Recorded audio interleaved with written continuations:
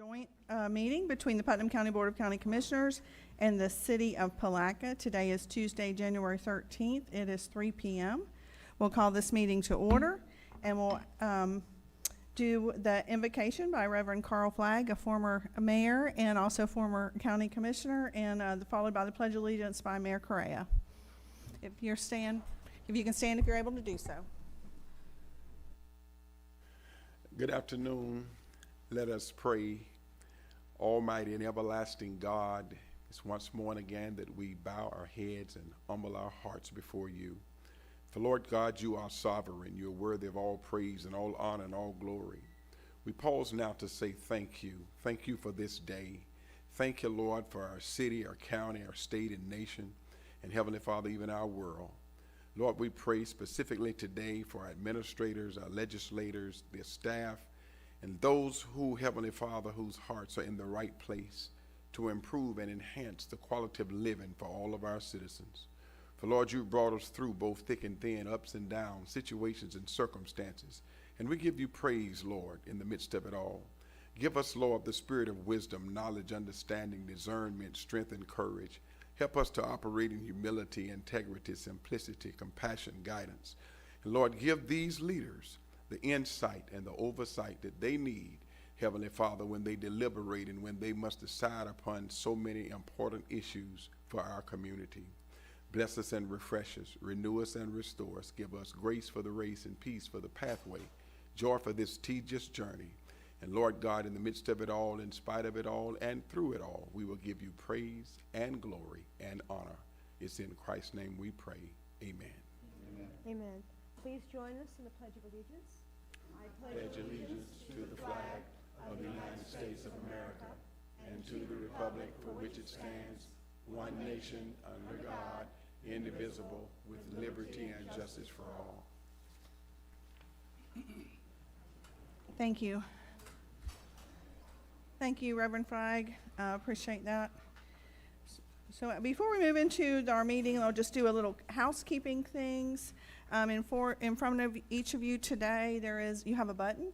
It's the blue button. If you light it up, it actually coincides with your name up here. And what we do at the County Commission is it helps keep us in order. It keeps us from interrupting each other. And it will go in the order in which you push the button. It's not like Jeopardy, though, so you're not winning a prize. However, so if you keep pushing your button, you go to the bottom. So if your button's lit, know that you're in line to speak. So that's the way that'll work. So also, if you need a restroom facility, it's right here behind the dais. Obviously, you're welcome to get up at your leisure if you need to. So today's an exciting day in Putnam County. We are glad to host this joint meeting. And so I want to welcome the mayor, the city commissioners, city staff, and everyone here this afternoon. And on behalf of the Putnam County Commissioners, we thank you for joining us. We truly do value your partnership. And as the county seat and heart of our community, Palatka's success is important to all of Putnam County. And meetings like this will give us a chance to talk openly, work through shared priorities, and continue moving our community forward together. While we may serve in different roles, we are certainly united in our commitment to the people we represent. So thank you again for being here. I look forward to a productive discussion today. And I'll turn it over to the mayor, and then what I'll do is I'll call on each commissioner. If you want to say something, you're welcome to do so. So go ahead, Mayor Correa, thank you. Thank you, Chair Wilkinson. I'm excited about this opportunity. Our communities are on the cusp of change and growth. And to ensure that change and growth happens in a positive way, we do need to work together. This meeting will provide an opportunity to foster improved communication and collaboration to better serve all our constituents. As the county seat, the way the county seat goes, so does the county and vice versa. So we are excited to be here. Thank you. Okay, and just remember when you're speaking to pull your mic up towards you, if you will, and there's a button at the bottom to make sure it's on. Turn it on and off as you need to. Yep, she's turned it off. And this isn't, it's formal, but it's a little informal too, so you guys don't stress too much. Commissioner Pelletier, you're recognized. Madam Chair, I think there'll be enough said with all the bodies that are up here that I will defer my comments to a later time. Okay. Commissioner Harvey, would you like to say something? Just a pleasure to be here. Thank you, you and our chair and our mayor putting this together and our staff. Look forward to a productive conversation. Thank you. All right, thank you. Commissioner Campbell. Just grateful for the opportunity to be here, and I echo the sentiments exactly of the mayor. Thank you. Commissioner Alexander. I want to welcome everyone here today. I see you've equipped me with twin microphones because typically you say you can't hear me, so hopefully this will make it a little bit better. But I'm very excited about the collaboration between the city and the county as the city falls within my district. So I really look forward to working with you guys, and I think that we can make great headway for our citizens and our constituents in our area. Thank you All guys right. for being here. Commissioner Jones, you're recognized. Madam Chair, Mayor, I want to thank you guys for creating this opportunity for us to work together. And I'm looking forward for more opportunities as we all are. And I thank you guys. Thank you. Thank you, sir. Commissioner Newbold. Well, same all around. I appreciate the opportunity to be together. It's nice to have these two interlocking communities around the table speaking with each other. And I'm sure this is just the first of a number of meetings to come, and our Very good. relationship will only get better. Yes, thank you. Commissioner Davis. Good afternoon, everyone. As everyone has spoken already, I'm very excited to be here. One of the things I was looking for when I was elected city commissioner is working with our county commissioners. We are definitely interconnected and interdependent. As the county goes, as the city goes, so we all go. So I am looking forward to us all going up and being better. Thank you. Very good. Thank you. County Administrator Suggs, would you like to introduce your team, and then I'll do the same with the city? Sure. Thank you, Madam Chair. You have a mic over there. Do you have it? And you guys do too. Thank you. Testing. There we Yep, there you go. go. Thank you, Madam Chair. It's great to be here. This is as one of few that's been through this exercise before. I'm excited about the opportunity for our collaborative efforts between the city and the county. I think we can do a lot of good things together. And as far as introductions, hello, I'm Terry. I'm the county administrator. To my immediate right here is Mr. Rich Commando, he's our county attorney. Julianne Young, deputy administrator of administration, and Mr. J.R. Grimes, who's over all of operations, deputy county administrator. Thank you. And for official record keeping, we have the clerk of courts here today as well. Ms. Carty? Yes, hi. First of all, good afternoon to everyone. I'm really thrilled to be here. The city is very pleased to have the opportunity to work with the county and view this as our first step. Yes. My well-qualified staff that is here, our city attorney, Ms. West, also our planning department, Mr. Lorenzo Agamo. I believe police chief is here, Shaw, and assistant chief Newcomb, and also fire chief, thank you, Taylor. And is there someone else? Assistant Chief Bradford, he's also here. So thank you for us all being here today. Thank you. Thank you. And before we get started, I do want to welcome Tyler Nolan. He's here from the Northeast Florida Regional Council. So thank you for being here. And we also have the Putnam County Chamber Executive Director Laura Pavlis here as well. Commissioner Bourne, just so you know, when you get ready to speak, push that button, and then you'll be in order. Did you want to have an opening comment? No, just happy that we'll be able to just reconvene our meetings we've had in the years past. So just looking forward to this cooperation between the city and the county. Yes, sir. Thank you. And I also want to recognize Samantha. She's here with State Representative Judson Sapp's office, so thank you for being here. So the first item, and these aren't necessarily action items, a lot of this stuff is going to be just discussion so that we can understand, I think, from where each municipality is coming from, the county, and just have a good open discussion. And when the mayor and I sat down to try to figure out what we were going to talk about, we brought up impact fees because I know the county's new to impact fees. We just adopted impact fees 6 months ago, something like that. The city's been doing impact fees for a while, and I know there's been some discussion as to how do we need an agreement? How do we move forward? Is there issues that the city's seeing regarding the county's impact fees? And is there issues the county's seeing regarding city impact fees? And that includes several things. And so I don't have a draft agreement for everybody to look at. It's just true general discussion. If there's anybody who wants to start, I don't know, Ms. West, I know whenever we were doing impact fees, you and I had some one-on-one discussions, and I think you even suggested, maybe the county needs to have an agreement, but we've not really gotten that far, but other than discussion. So do you have any thoughts, and I know your council's here, but what the concerns are from the city's perspective on impact fees? Sure, and I can also defer to the mayor, who we've talked about this issue. Okay, but I'm sorry. There were some concerns about your recently adopted impact fee ordinance, and that it included government buildings and assessment of impact fees for development within the city's jurisdiction.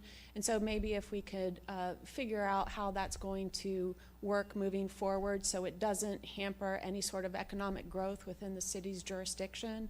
And then also I know that you had concerns about the transportation impact fees. A lot of our developments that we're approving left and right do abut county roadways. And so how are we going to apportion that in a way that is equitable and also demonstrates a rational nexus with the development? All right, thank you. Go ahead, Ms. Correa, Mayor Correa. Attorney West kind of already gave all of our discussion, which was those two main points regarding the impact fees from the city's perspective and from the county's, because Chair Wilkinson and I also talked about these. So I think those were the two things that rose to the top, and that we had the most concern about, and thought perhaps it was time for staff to basically sit down and try to help us draft an impact fee agreement, if that's the will of everyone. And this might end up growing into a much bigger a discussion. So I did bring up the road, particularly the transportation fee, the city, and I said it publicly at a meeting, particularly, and I keep using the same example, so I'll stick with what I've done, at the intersection of Ziegler and St. John's Avenue. So the city has taken in, I think there's 4 developments right there, and has charged impact fees for 4 really large developments. And and they charge transportation, which they're allowed to. There's nothing nefarious in anybody's discussions here. It's just simply trying to figure out how we're moving forward. The city collected those transportation fees, but they don't have that road. They did not take that road into their maintenance or into their infrastructure. So basically, everything at that intersection is annexed into the city except for the roads.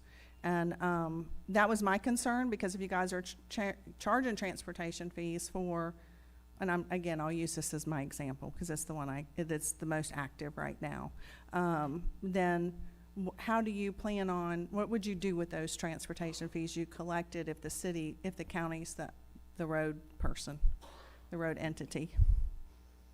Okay. All right, so I see Commissioner Harvey. I'll speak to Commissioner Harvey, you're recognized. Thank you, Madam Chair. I guess help me understand.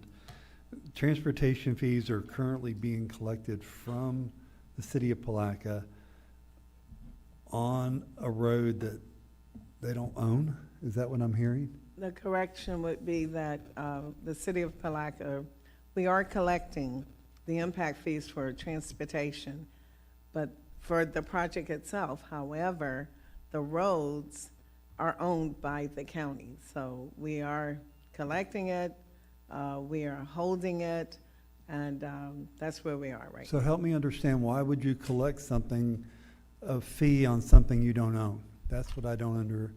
And I think that's part of what why we're Yeah. having this discussion. That's part of this discussion. This is the reason for particularly these two topics in regard to the impact fee for this discussion. We initiated the impact fee in May of 2023. Mayor, I so hate we- to tell you, I can't You've hear you gotta pull unless you this up talk to you. into that. I've got to get taller. There you go.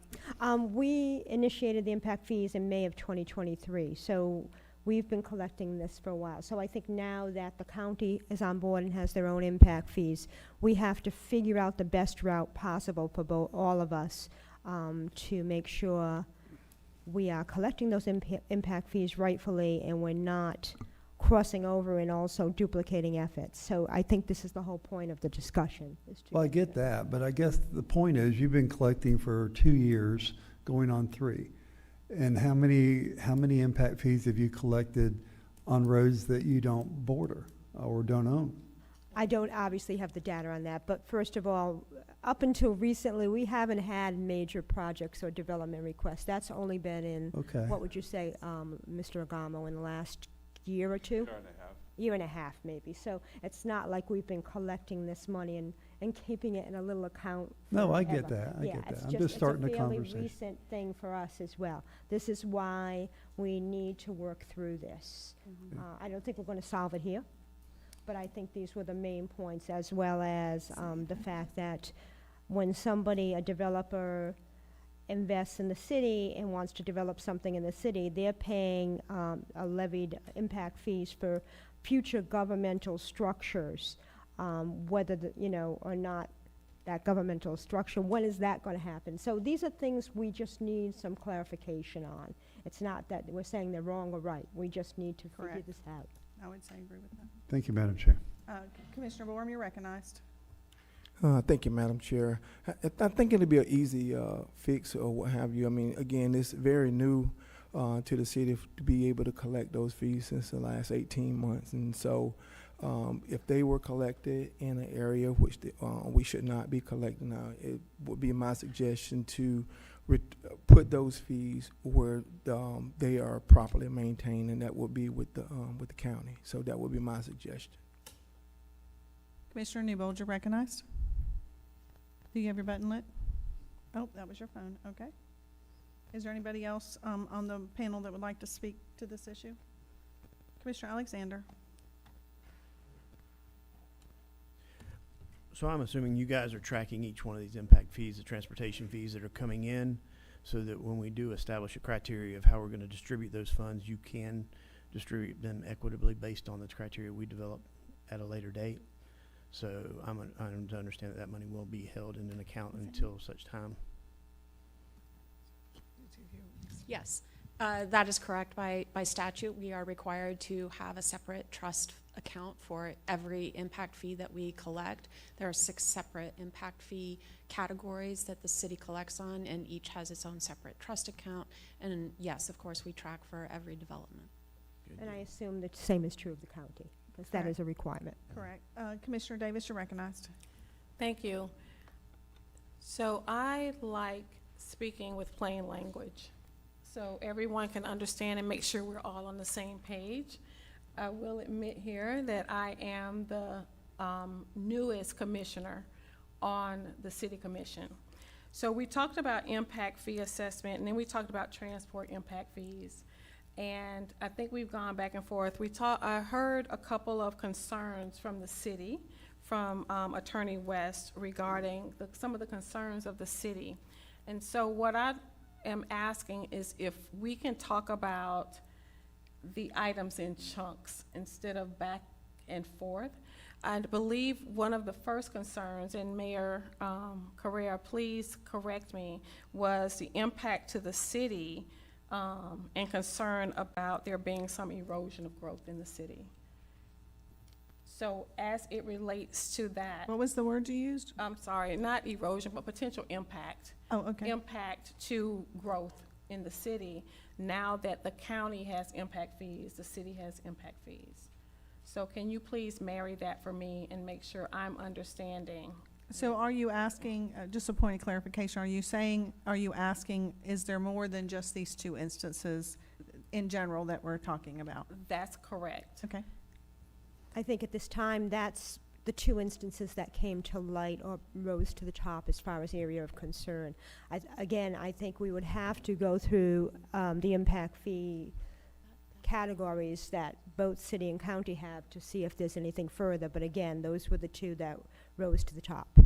And a lot of this will probably go into further, with our next conversation about the boundary and how we move forward jointly together on that.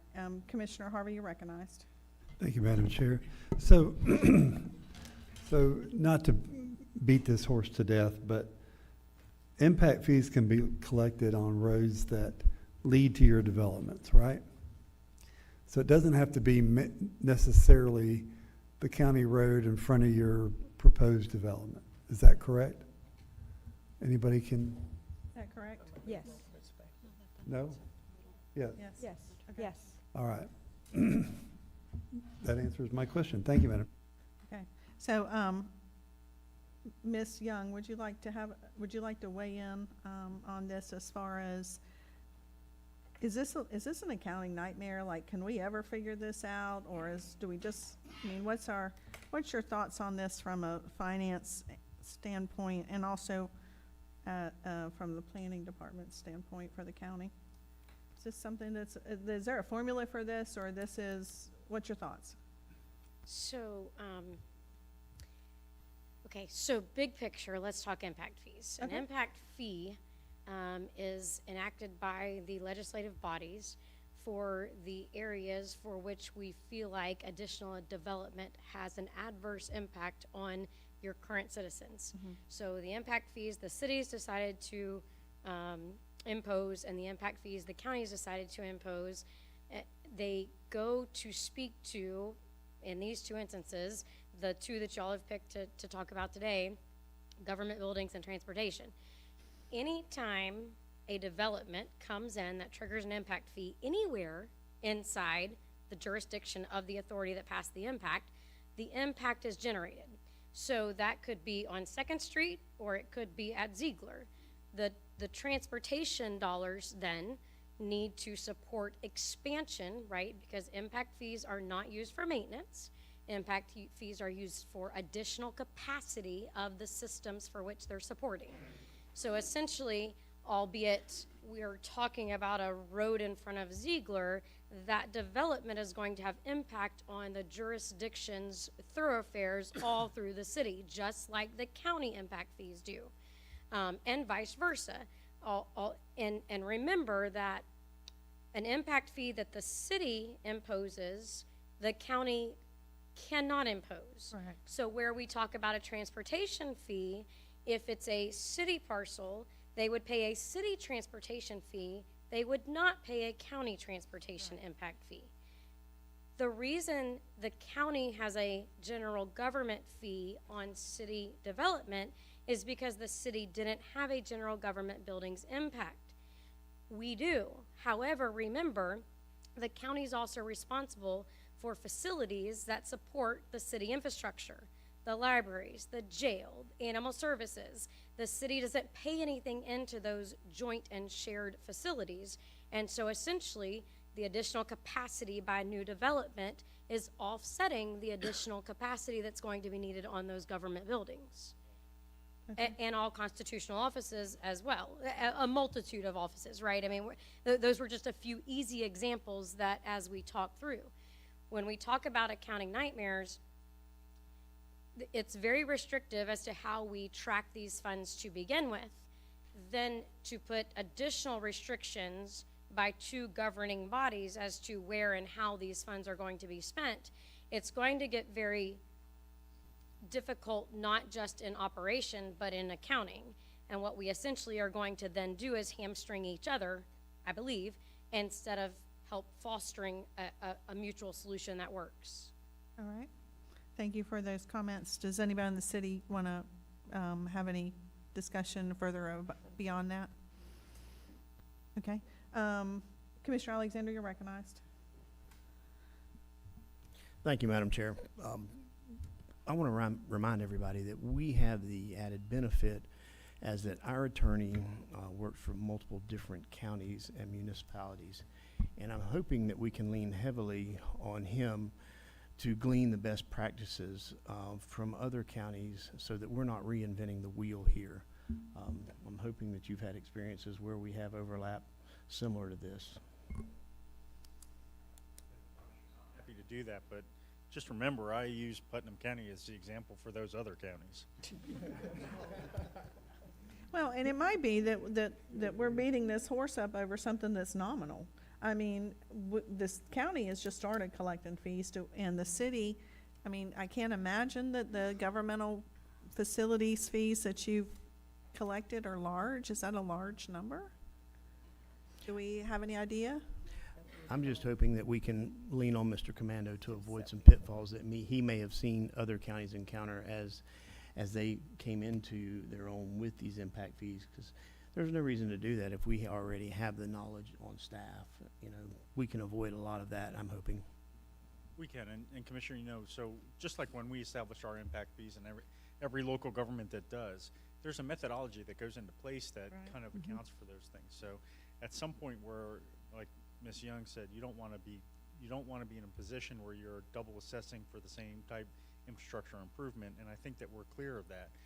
I think we need to just open communication and work back and forth as far as kind of what the needs are, and then at that point we can use the mobilization of each of our services respectfully in the most efficient way possible.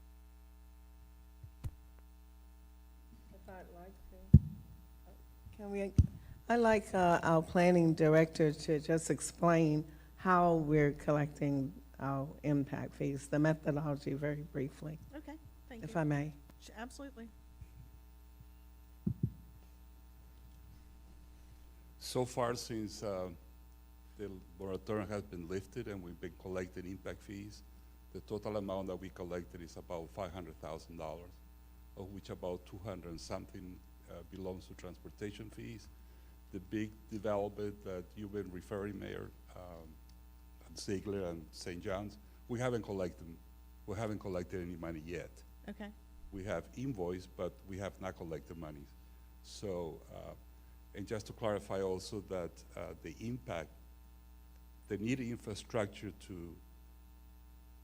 that has to be made because of the impact of the project is based on the level of service. So we have adapted level of service, and then if you don't meet that level of service and require an improvement, then that's when you use the impact fees, the transportation fees, to fund those improvements. But it's based on the level of service. And the city has level of service for transportation, and I believe the county does as well. So The main thing is to determine how to measure the impact of that development. It's going to have on St. John's, on Ziegler, and other roads. It might be a mile down the street that it still have an impact. It might necessitate a little improvement, a turning lane or something, and that then is funded through the impact fees. So if we had a need in the future that all of a sudden that road needs to be 4-laned versus 2-laned, then that would be something the county and the city, this county Right. can come back and say, hey, you guys have been, can you contribute to this, is what Right, you're. and it has to be based on the capacity. So if you have a capacity, let's say, of 35,000 trips, daily trips, and then you have a development that triggers 2, and that's your level of service, D or C, and then it triggers, let's say 2,000 more trips, and then your level of service is going to fall below the adapted one, then improvement are going to be needed in order to maintain that level of service. And that's when we fund, through the impact fees. Well, I can tell you, every person up here realizes that St. John's Avenue is our crux. I mean, this is always the subject of discussion, right? I mean, for both boards, it's always St. John's Avenue. So, good information. Thank you but for this that is comment. the Are you reason- saying 200,000's already been collected? For transportation, 500 it's at about 200. just over 200,000. Okay, I just want to make sure I But that is understand. the reason that we have this item as a discussion, because what we need is really an agreement on transportation. How are we going to be looking at this in the future? Because it's not just city roads and county roads, we also have state roads that are going to get impacted by development in the county or in the city. Right, right. Well, and Commissioner Harvey, I know you got your button lit. Just in that area, there's a school right down the road, and it's been something, it's a charter school, but it's been something that's been an issue. This been brought up to the county commission several times, that they have some safety needs in that area. Should they have been built when they probably got the school there? Probably. But now we're here and they have some safety concerns. But I feel like, and I don't have any data sets to say this, but I feel like as we get more residents, especially right there at that intersection, more people will be going past that school, and we will have a bigger safety concern than what we already have. So I think that's further discussion. Commissioner Harvey, you're recognized. Thank you, Madam Chair. I got a couple of questions.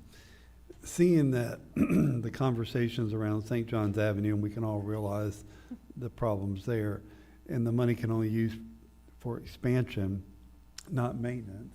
So I get that. But could the city spend money on something you don't own? And that's the question I have. If you don't own St. John's Avenue where we want to expand or need to expand, can you do that legally with your impact fees that you collected on development that was tied to that road? So I'll also defer to your attorney, but in my experience, yes, that you can have an interlocal agreement where we agree, for example, if the impact is going to be on your county road as a result of a development that's within our jurisdiction, we can reach a mutual agreement to pay the county for the expense involved with adding a turn lane, for example, or a stoplight, or whatever it would take to offset that impact. And I agree with Ms. West, and I think the corollary to that is just remember that the statute requires you to complete a business impact statement whenever you're expending those types of dollars, and also you have to make sure that when you take a vote, you're actually doing so to expend dollars in that's a benefit to your public, to the public that you serve. Yeah. That you serve. Also, I'd like to add that those impact fees have to be expended within 8 years. So we have 8 years from the time of collection of the funds to get that expended. Okay. My second question is, you mentioned that these developments haven't paid any impact fees yet. When do you collect your impact fees? At the time of certificate of occupancy or time of permit? Right, before the CO is issued, they have to pay the impact fees. Ours is a little different than that, right? I'm sorry, we can only invoice a developer once the building permit has been issued by the county. Okay, but we collect our impact fees at the time of permit. Well, not according to the statute. They have up to the time of the CO Right. to pay the fees. Yeah, permit That's issue. what we approved in our impact fee with the state. Okay. Thank you, Madam Chair. All right, before I go on to Commissioner Palacier, well, go ahead, I'll just go on to Commissioner Palacier. Go ahead. Okay. I think it's very good we're having this conversation about this particular area right now because I know that one of those developments is 248 townhomes. I don't know exactly how many people can live in a townhome, but that's one development that I know for sure that's going up out there down St. John's. The college there, I mean, there's just going to be a tremendous amount of traffic, and then the hospital. If you've been out there and watched, it's very busy, and this is something that's going to have to be addressed sooner than later. And I would say, you know, we certainly want to go as far as the funds will take us, but I think it needs to go at least to the hospital road, Ziegler, to take care of the need that's going to be in that area, and it's going to be going out further to the west. Just beyond Ziegler is another subdivision going in of homes, and then there's more development. I see land being cleared out there all the time. The county industrial park is out there, so we might better be thinking about that for the future sooner than later, as I said. Thank you, Madam Chair. I just have one question for the city staff, if you don't mind. Do you guys do traffic studies or require traffic studies before the development's gone in, so we can have a measurement of what that impact will be? Yeah, in the case of this particular project that the commissioner is talking about, is the McGlory Cove townhouse. There's 248 units, townhouses. When they come for the building permit, they haven't applied for the building permit to the county yet, but the moment they apply, one of the requirements that we have is that they're going to have to provide a full traffic study to determine the impact. Okay. How far it's going to go and what kind of improvement are going to be needed. At that point, then we're going to have some sort of agreement with the county how we're going to spend that money. Mm-hmm. But they're not there yet. Okay. Is there any other comments or discussion regarding this issue from anybody at the dais? Sounds like, Mayor, we've got, we don't know really, I mean, what are your thoughts on this? I think we've had a good discussion and dialogue, and I think from what I've gleaned from this discussion is that we do have to sit down or ask staff to help us and sit down and come up with particularly some type of agreement. Transportation seems to be the biggest concern, or those funds. So I think it is time to draft that agreement and start talking about it at least before we even draft it. But I think we need to move forward with that direction. And for the county, have we collected any governmental, I know there was one business that went downtown, government facilities, and speaking with Zach, it sounded like it was nominal, but I don't know what that number is. Do we know what that number is? Are we talking hundreds of dollars? Are we talking hundreds of thousands of dollars? You don't have the number? Okay, that's no problem. Okay. I know Zach just said. Zach, do you happen to know the number? If you don't mind, this is our planning director, Zach Baker, for the record. Because that's the way he always says it. He comes to the podium and says, Zach Baker, for the record. I'm sorry, I stole your thunder. You did steal my thunder, and I'm for the sorry. record, we did not collect an impact fee for that property that you and I were discussing, and it's a little more than nominal. I pulled the impact fee schedule. Okay. Depending on any type of use, the the general government buildings impact fee ranges from $29 per 1,000 square feet for a mini warehouse up to $9,275 for a fast food restaurant with drive-through. That's per 1,000 square feet. Per 1,000 square feet. And so the one that I asked you about, and I'll just say what it is, it's the filling station downtown. We did not collect anything on that? No, ma'am. The filling station downtown, that would have been $5,175 per 1,000 square foot. I have with me a copy of the permit record for that. The total fees collected for that building permit were $3,770. The permit was issued January of 2025. On the county side was 3,000? Yes, ma'am. The permit was issued January of 2025, 5 months prior to the adoption of our impact fees. We did Okay. not have impact fees at that time. And then the 3,000 was for what?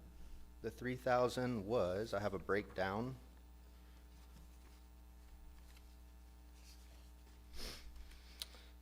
Do you want me to go through the itemization or just I summary? mean, is there a general name or something? What's it called? Oh, so the commercial building permit fee was $23.89 and 3 So these were cents. fees, it wasn't necessarily an impact fee? No, it was not an impact Okay, fee. that was all I needed. And no, so there was no impact fees charged to that building from the county? No, ma'am. Okay. All right, thank you. Yes, ma'am. Commissioner Campbell, you're recognized. Yes, Sorry sir. about Go that. ahead. I just want to make sure, because we have had a healthy discussion, and Yes. as we proceed, I know we begin to talk about things when they're hot, but when they're no longer hot or we walk out these doors, can we come up with some kind of timeline or some kind of time frame that this remains at the forefront of our conversations? Because we are not going backwards, we're going ahead, and like you said, these things may impact throughout the city. So I want to make sure that as we leave here, that we give clear direction not only to the city staff, but as well as the county staff of how we would like to proceed forward, because ultimately the decisions are going to fall back on the respective commissions. All right. Do you have, and when you say that, I mean, I could tell that Julianne was very concerned about how do you make the math work, right? So we want us to all be realistic about this as absolutely. well. Yes, sir? What was that? Absolutely. I just want to make Yeah. sure that if we can come up with a simple time frame or timeline to where we revisit this issue and that we just not let it be allowed to linger. Mm-hmm. Yes, sir. So, and I don't know if that goes back to the county and city administrators or managers to have a discussion as to, is there something that do you have any thoughts on this, Mr. Suggs, as to how we can resolve this issue or move forward with this? Yes, ma'am, thank you. I think it would be probably germane for City Manager Carter and myself to sit down and maybe bring our respective staff in to have some discussions to move this idea or this situation forward and bring back to both our respective boards. So you're either going to come back with, oh, we have something, we've worked out something and here's the details, or we can't come to a consensus. Yeah, I think. I mean, that's basically it. Yes, ma'am, that's exactly. I think we need to sit down with with both sides and the folks that have the germane experience on both of that, in the impact fee world, and have a conversation. We can include Ms. West as well as Mr. Commando and our deputy administrator and staff, like Mr. Baker and the cities as well. And we'll come back with some Think we can options. do that in a 3-month time frame, 90 days? Is that reasonable? Sure, we could. Absolutely, we can. Okay. Ms. Carty? Yes, ma'am. I concur. Ms. Young, did you have anything to add to the conversation? And I know I've been calling on you, but you're our finance person, so I want to make sure that, and over the planning department for the county. For clarity, while I guess we're all in the same room, can you, what is the end goal of both of these boards that that administration and staff is trying to come to a consensus on? Okay, all right. Mayor, do you want to start with that? I think at least what I heard and understood was that in regards to the transportation impact fee, that we come to some agreement, so in the future, say for example, there is a need to expand St. John's Avenue, that we have an agreement that allows the city to share some funds to make that happen. We don't have those things in place, so we can collaborate, and I think that is what I heard out of this conversation, was the hope that we could come up with some sort of agreement to that end. Thank you. All right. Is everybody on this board, is there any concerns about that? Commissioner Harvey, you're recognized. Thank you, Madam Chair. What concerns me in this conversation is the expansion and not maintenance. So let's just stay on St. John's Avenue for a minute. Sure. And the city has went in there, and I don't blame you, allowed these housing units to pop up. But that puts a strain on our road, the county. I don't know how you'd 4-lane St. John's Avenue from Ziegler to the college. Maybe it's Or just turning 19. lanes, or maybe it's a, But I guess that's and then we got a time frame of 8 years, what I heard today, In order to expend the funds. to expend the funds. Now, I don't know if that applies on our side. That's It does. federal, that's Florida, state of Florida regulations. Okay, so I guess we're kind of almost behind the 8 ball here, if you ask me, that we've got these housing places in place. We can't use the money for maintenance. So even if you had 200,000 and wanted to fix St. John's Avenue, all the bumps that are in there still, we can't use it for that. So we'd have to use it for some expansion. We got 6 years now, or 7 years, whatever the case may be. 8 years from the time it doesn't matter the time, but I think we need to not only have a plan of how we spend the money, but how do we expand when we spend the money? I think that's the big thing. you mean expanding what the needs are in that area Exactly, for expansion? exactly. Like, how do you determine Right. what are those needs? Well, we all know what those needs are fixing to be. When you dump 500 more cars on St. John's Avenue every given day, to and fro, back and forth, we know what that's fixing to do to that. That's a given. So I think what we need to do is not only have a plan of how to spend the money, have a plan to spend the money, and how do we plan to partner together to spend that money? That's my point. And I Thank you, Madam can Chair. agree with that. I also think we've been using St. John's as an example. There are other locations in the city and county that haven't been developed yet. So we've got to start somewhere. And I think we have to plan for the future. People are going to keep investing in Putnam County and Palatka. We hope they do, but we also want to make that something positive come out of that. We don't want it to be I'm sorry, St. John's County, for lack of a better description, we don't want it to blow up like St. John's County and not have everything in place. So it's time for us to set those things in motion now, so in the future, we can collaborate and we can make sure that whatever development is going to happen, that we're just discussing it together and that we have a plan to address those transportation needs in the future. Okay. All right. Does that help with the direction? It does, and Madam Chair, what I'll do as the county administrator, I will look at our calendars here on our side and reach out within the next couple of days to Ms. Carty and her staff and we'll start looking at our calendars about how we can get this thing back to you quicker. And we weren't picking on St. John's Avenue. It's just that there is a lot of development going on right now there. And so that just happened to be, it was a good conversation to have since it was because there's so much development going on in that area. And we're glad for it. We're all glad for it, I'm sure. All right, is there anything else to discuss from the dais or any commissioners on it? Yes, go ahead, Commissioner Harvey, you're recognized. Thank you very much. And also, when we talk about where the development's taking place, we also have to look at our business park. I think Commissioner Palatka even mentioned going west, if you will, out of that area. So I think we need to be mindful of how we can grow, where we can grow, and what we can use the money to grow with. That's the only point I was making there. But it could be anywhere. It could be all over the city of Palatka. It could be anywhere that we talk about. But that's the hot area right now. Thank you, Madam Chair. Commissioner Borum, you're recognized.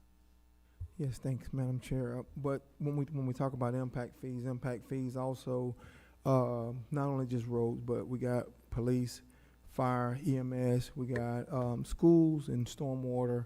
All of those different areas also benefit from the impact fees or what have you. So I just throw that on there for the record. Yeah, I appreciate that. I actually went through and sort of, because it'll lead into our next discussion about, what we talk about going forward. And what we talk, when I started thinking, well, what is it that the county provides? And so to the city, which is a jail, and I just went through this road, literally scratched it down before we started. Dispatch 911 communications, emergency operations center, sheriff's office, supervisor of elections facility, libraries that were within the city boundaries. Which we have supervisor of elections, of course, serves all municipal boundaries, and we have precincts in all of the different areas. They handle city elections, county elections, doesn't matter. Clerk courts, courthouse, landfill, animal control, veterans service, parks and recs. We have some parks, I believe, that are also within the city boundary. So there's a whole, tax collector's office, both in Crescent City, same thing. So when we talk about government facilities, we do share government facilities, even though the county might be the lead on those buildings. They're certainly utilized by all citizens within the county, which include the citizens of the city. So I think that's where you were going, Commissioner Borum, a little bit, except is that where you were going? Because it affects all of those things as well. That's correct. I was still just staying on the impact fee side of the house, but then when you talk about the municipal service boundaries, you also have not dealing with the roads. We still have a lot of unimproved roads in the enclave areas of the city. Then we got our code enforcement, how we have adjacent properties or whatever. Some are right next door to each other across the street, city, county. And how we do the code enforcement as well, in addition to, there's other things. So I think we need to look at all of those different things and how it, affects how the city impose the code enforcement as it relates to how the county does its code enforcement. And I think there's another way we can kind of have some conversations around those things. I think you and I jumped ahead a little bit. Sorry about that. It just kind of, it just sort of, it all rolls together a little bit. But anyway, I do think we've had our impact discussion before we move on to the next session. And we've given staff a 90-day time frame to get back with us. And if we decide at the end of this meeting that this has been fruitful and we want to have another meeting again, we certainly will be glad to do that. So now we'll go into our municipal boundary service agreement, unless there's anybody who wants to add to the impact fee discussion. All right, just real quick, if I could have, I've asked county staff to pull up a map, so then when we discuss things, we have the city overlaid on the county boundary. If you can pull that up. And this is Brooke. She works in our IT department. She doesn't want to publicly speak, but this is our city boundary within the county, and she can zoom out or zoom in at your will.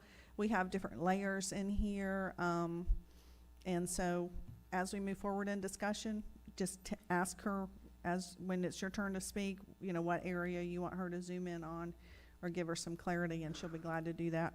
I thought this would be helpful in our discussion. So, yes, go ahead. Thank you. So what I'm seeing here is the dark gray, is that the? Oh, yes, I'm sorry. Yes, the gray area overlaid on the lighter color, So- beige or whatever, silver, is the city jurisdiction. So why did the city jump over other areas to get to one area? We're going to discuss that. Not the city, but we're going to discuss how that evolved to where it is now with all these enclaves. Well, with that, Mayor, would you like to go forward? Or do And you have any other actually, I'm questions going before we to go turn in? to the folks that have the most knowledge about the interlocal. Was that your questions? Yes, ma'am, Yeah, thank you. okay. I'm going to ask Attorney West and Mr. Agamo to talk the interlocal service boundary agreement, and in particular, these enclaves within the city limits and how we got there. Well, in terms of how we got here, it's a process under Florida statute. That's what they have to do if they are immediately contiguous to existing city property. So that is a Florida statute option for them.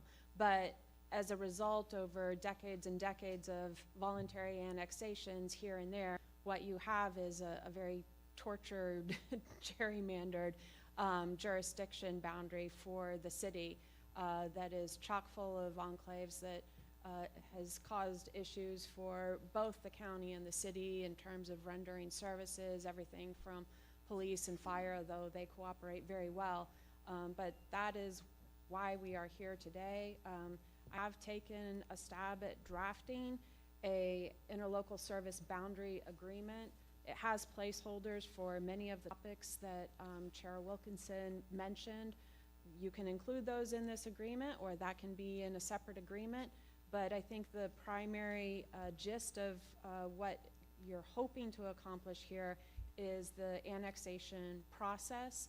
And are we going to continue to require property owners to voluntarily annex into the city simply to utilize our water and sewer services, or are we going to opt for potentially a surcharge fee for those property owners? So that is a topic for all of you to discuss.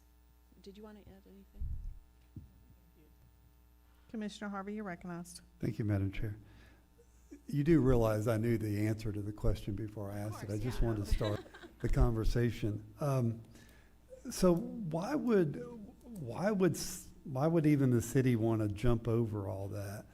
Why wouldn't you just want to charge the surcharge for water and sewer for the things that they need and gain a little extra revenue without creating all that? You know, what was it, 2 years ago, the legislators were looking at having municipalities clean up their boundaries because they were so disjointed, if you will. And I know last time I was chairman, we had a meeting, that was the same topic we talked about, was these still the same boundaries? It's the municipalities that keep changing those boundaries. So I guess my question is, I think that's a discussion that the commissioners need to have, the council people at the city of Palatka, is do you want to keep doing this, or do you want to just, if somebody wants water and sewer, do you want to just charge them a little bit more for the product that they want? I don't know that answer, but thank you, Madam Chair. I think, Commissioner Davis, do you have your button pushed? Commissioner Davis, is your button pushed? Okay. All right. Yeah, and before we get started, I do want to just remind everybody on here, and the mayor and I actually talked about this. When we look at the 10 of us coming together today, please keep in mind that only 3 of you had ever been in a joint meeting before, and the rest of us haven't. And so be kind and patient with us all. We are, I know, Commissioner Harvey, you might have been in a joint meeting before, and a couple city commissioners, but the majority, 7 of us, have not been in a joint meeting. So this is a new conversation for us as a joint meeting to have a joint body. And so I appreciate your the conversation, but I do think that we just have to remember that 7 of us are fairly new, including myself. So with that, Commissioner Borum, you're recognized. Thanks, Chairperson. Well, I think the question is, when we talk about the annexing in, so it's voluntary annexation. It's not, I don't think anything that the city is doing. We would like to square off the boundaries if we could. But what what happens when we don't do that, even if the residents just stayed with obtaining water, sewer, then you still have the roads, the unimproved roads that we have quite a few unimproved still in the city. We also have police and fire, EMS that also have to respond to those areas. And so it's more than just water and sewer, it's those other things too, because if you have somebody who need to have a fire put out, then a lot of times they don't know what, we can have a house, again, adjacent, one city, one county, and time be of essence for life and health, and safety. So when they have those instances in that regard, who responds? And I think we've had a number of instances like that, and I think we had poor data before. So I think those are the kind of things that we really need to be looking at and thinking about how we can work together better to be able to provide those services to the people that we serve. So, Commissioner Newbold, are you recognized? Or that's Annie. Go ahead, Commissioner Davis. One of the things I'd like to say about, and this is, can you guys hear me okay? Yes, ma'am, you're recognized. Thank you.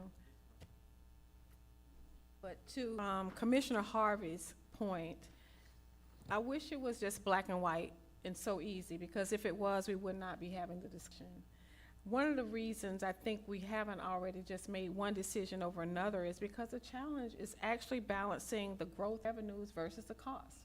And I believe we need to really take a look on the city side to determine what's best for us. It's not just a I think or I should. There are pros and cons to each approach.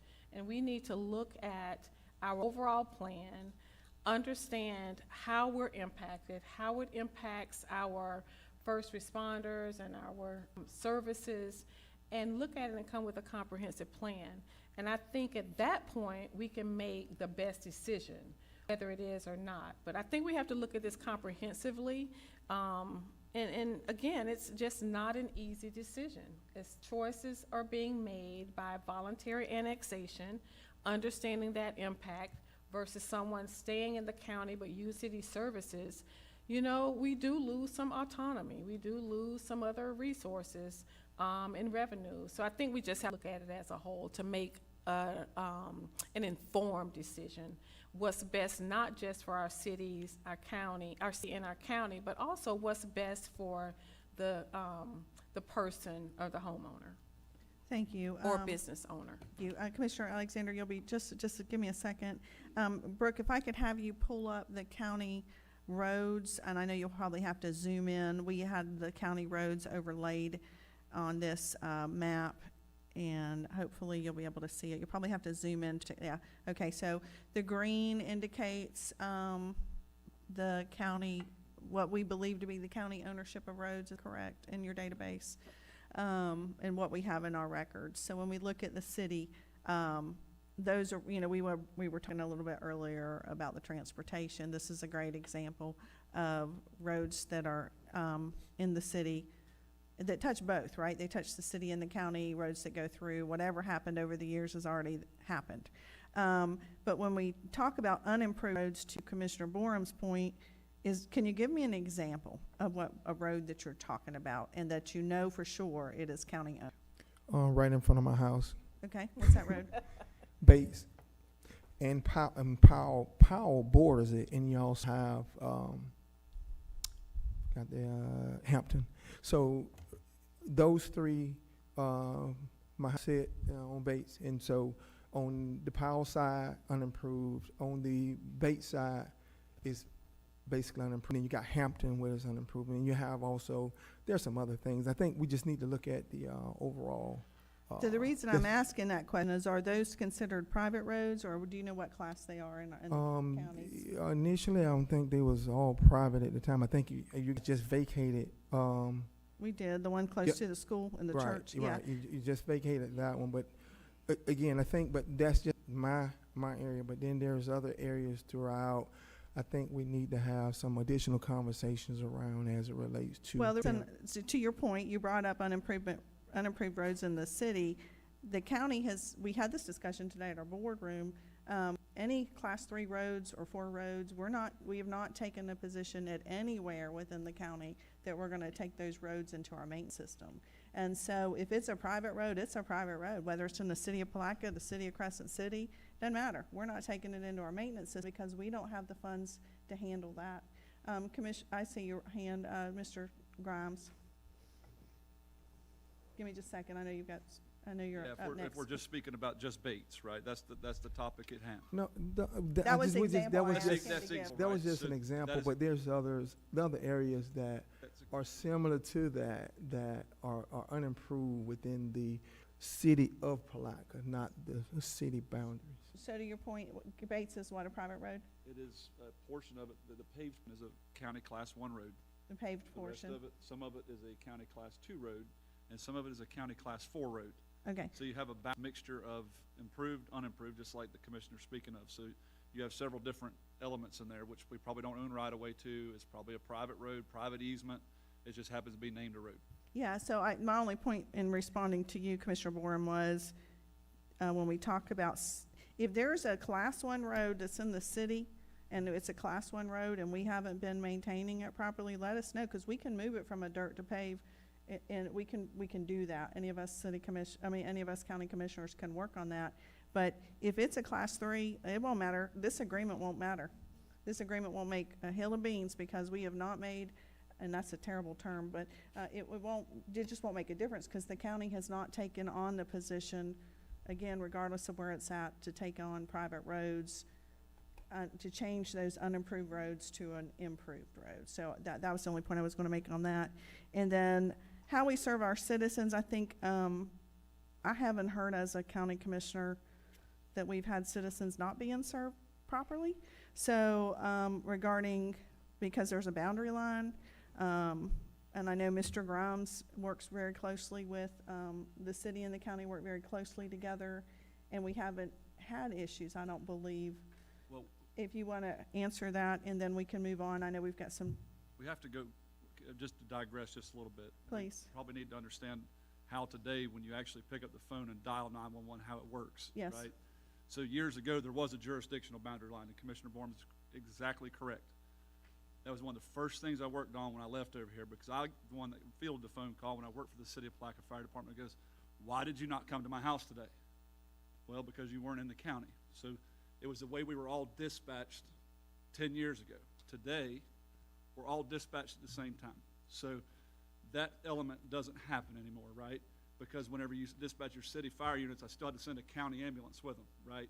So we are doing the EMS transport for the City of Palatka. Same with fire. Fire hits today inside the City of Palatka. I'm sending them, I think it's 3 engines, a supervisor, 2 rescues. You guys, if we have a fire right there, I'm going to call it the greater Palatka area, your guys are sending your fire trucks. So it's been a very harmonious relationship for the past several years, and that one has kind of self-worked itself out, in my opinion. all right, thank you. So that was, okay, so now we go on to Commissioner Alexander, you're recognized. Yes, ma'am. We're experiencing some technical difficulties down here. So in the spirit of collaboration, Mr. Jones. has not been able to get his button to work. Oh, thank you. Yeah. Okay, I don't know why, and I got Annie down here who thinks I keep calling on her and she hasn't pushed her button at all, so I thought I had all this worked out, I Commissioner. see why you put me down here. I know, I listen. see why. But at any rate, I think you guys really covered what I was going to say. And to the point of Mr. Grimes, he just hit it. I was going to go back to the collaboration for the city and county with emergency services. As long as I can remember, if the city needed the county came. The county needed the city came. You know, to put it in writing, I guess it's a formality. However, it's a seamless process, and it's you don't have to even think, especially when you're talking about EMS and saving lives. So that haven't happened.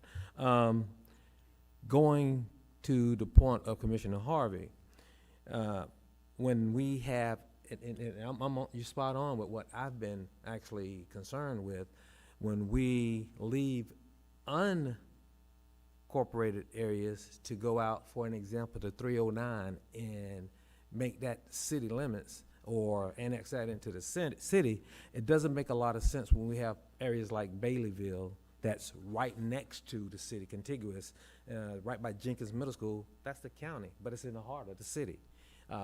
Those are the things I asked about. Let's work on those things that we could probably do a campaign from sewer, from septic to sewer, because those people have septic tanks that they're right close to the city, and I'm quite sure they would entertain getting off a septic system and getting onto water and sewer by the city, whether it's voluntary or not. The annexation should happen, and we're talking about you live next door to someone that has city water, and I can be honest with you, I know of some residents in that area, I've been told, that they have tapped into the system themselves. So we should at least try to recapture those funds that we could have been getting, the funding, versus them stealing it. They're taking out the water. So I think we need to look at those opportunities, Mr. Harvey, so I agree with you. Another area I want to point out, Rolling Hills as well. You could be in one, same street in Rolling Hills, half of the street is city, the other half is county. Same street.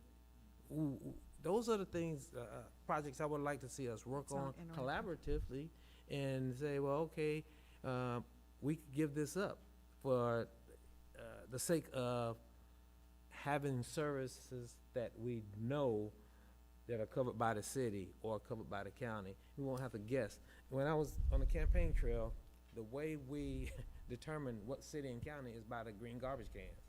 Some of them are picked up by Waste Pro. Some of the garbage is picked up by Waste Pro. Half of that area is picked up by the city of Palatka Sanitation.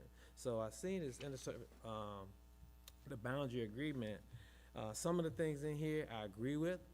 There's a lot that I don't agree with, and just being blunt at this time. And I think that when you guys do sit down and discuss,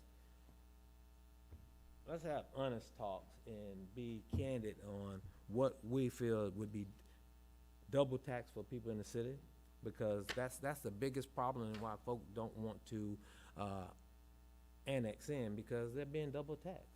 If I lived in the county and I didn't have to worry about a septic tank or going bad or something like that, I probably would give second thoughts to it as well, because all the conversations I had is about double taxation. So that should be considered when you guys have, administrators have to sit down and consider that as a deterrent. And we don't want to deter people. Maybe we charge a more premium rate for the services, and you'll have more cooperation. And we actually, I think, we'll be able to accomplish the goal that we're talking about squaring these boundaries around. Thirdly, and this is it, lastly, if we're gonna, I think that small projects like that, and I say it's small, it seems to be small to me because we know the areas, we can identify those areas. If we could work on those prior to going out with the large annexations, I think we could be successful sooner. I said last thing, but I had a lot to say, and this wouldn't work. But Commissioner Harvey, St. John's Avenue, let's go back to that project. When we did the resurfacing project, I know half of it was city responsibility, half was county responsibility. And we found a way, and we worked together on this, and I'm proud of that, where we was kind of at an impasse on some of the work that we said, hey, the city's not responsible, the county's not responsible, but we worked through it. And if we work through that, we could work through anything. We can make this stuff happen. And I am so glad that I got the opportunity to speak on it.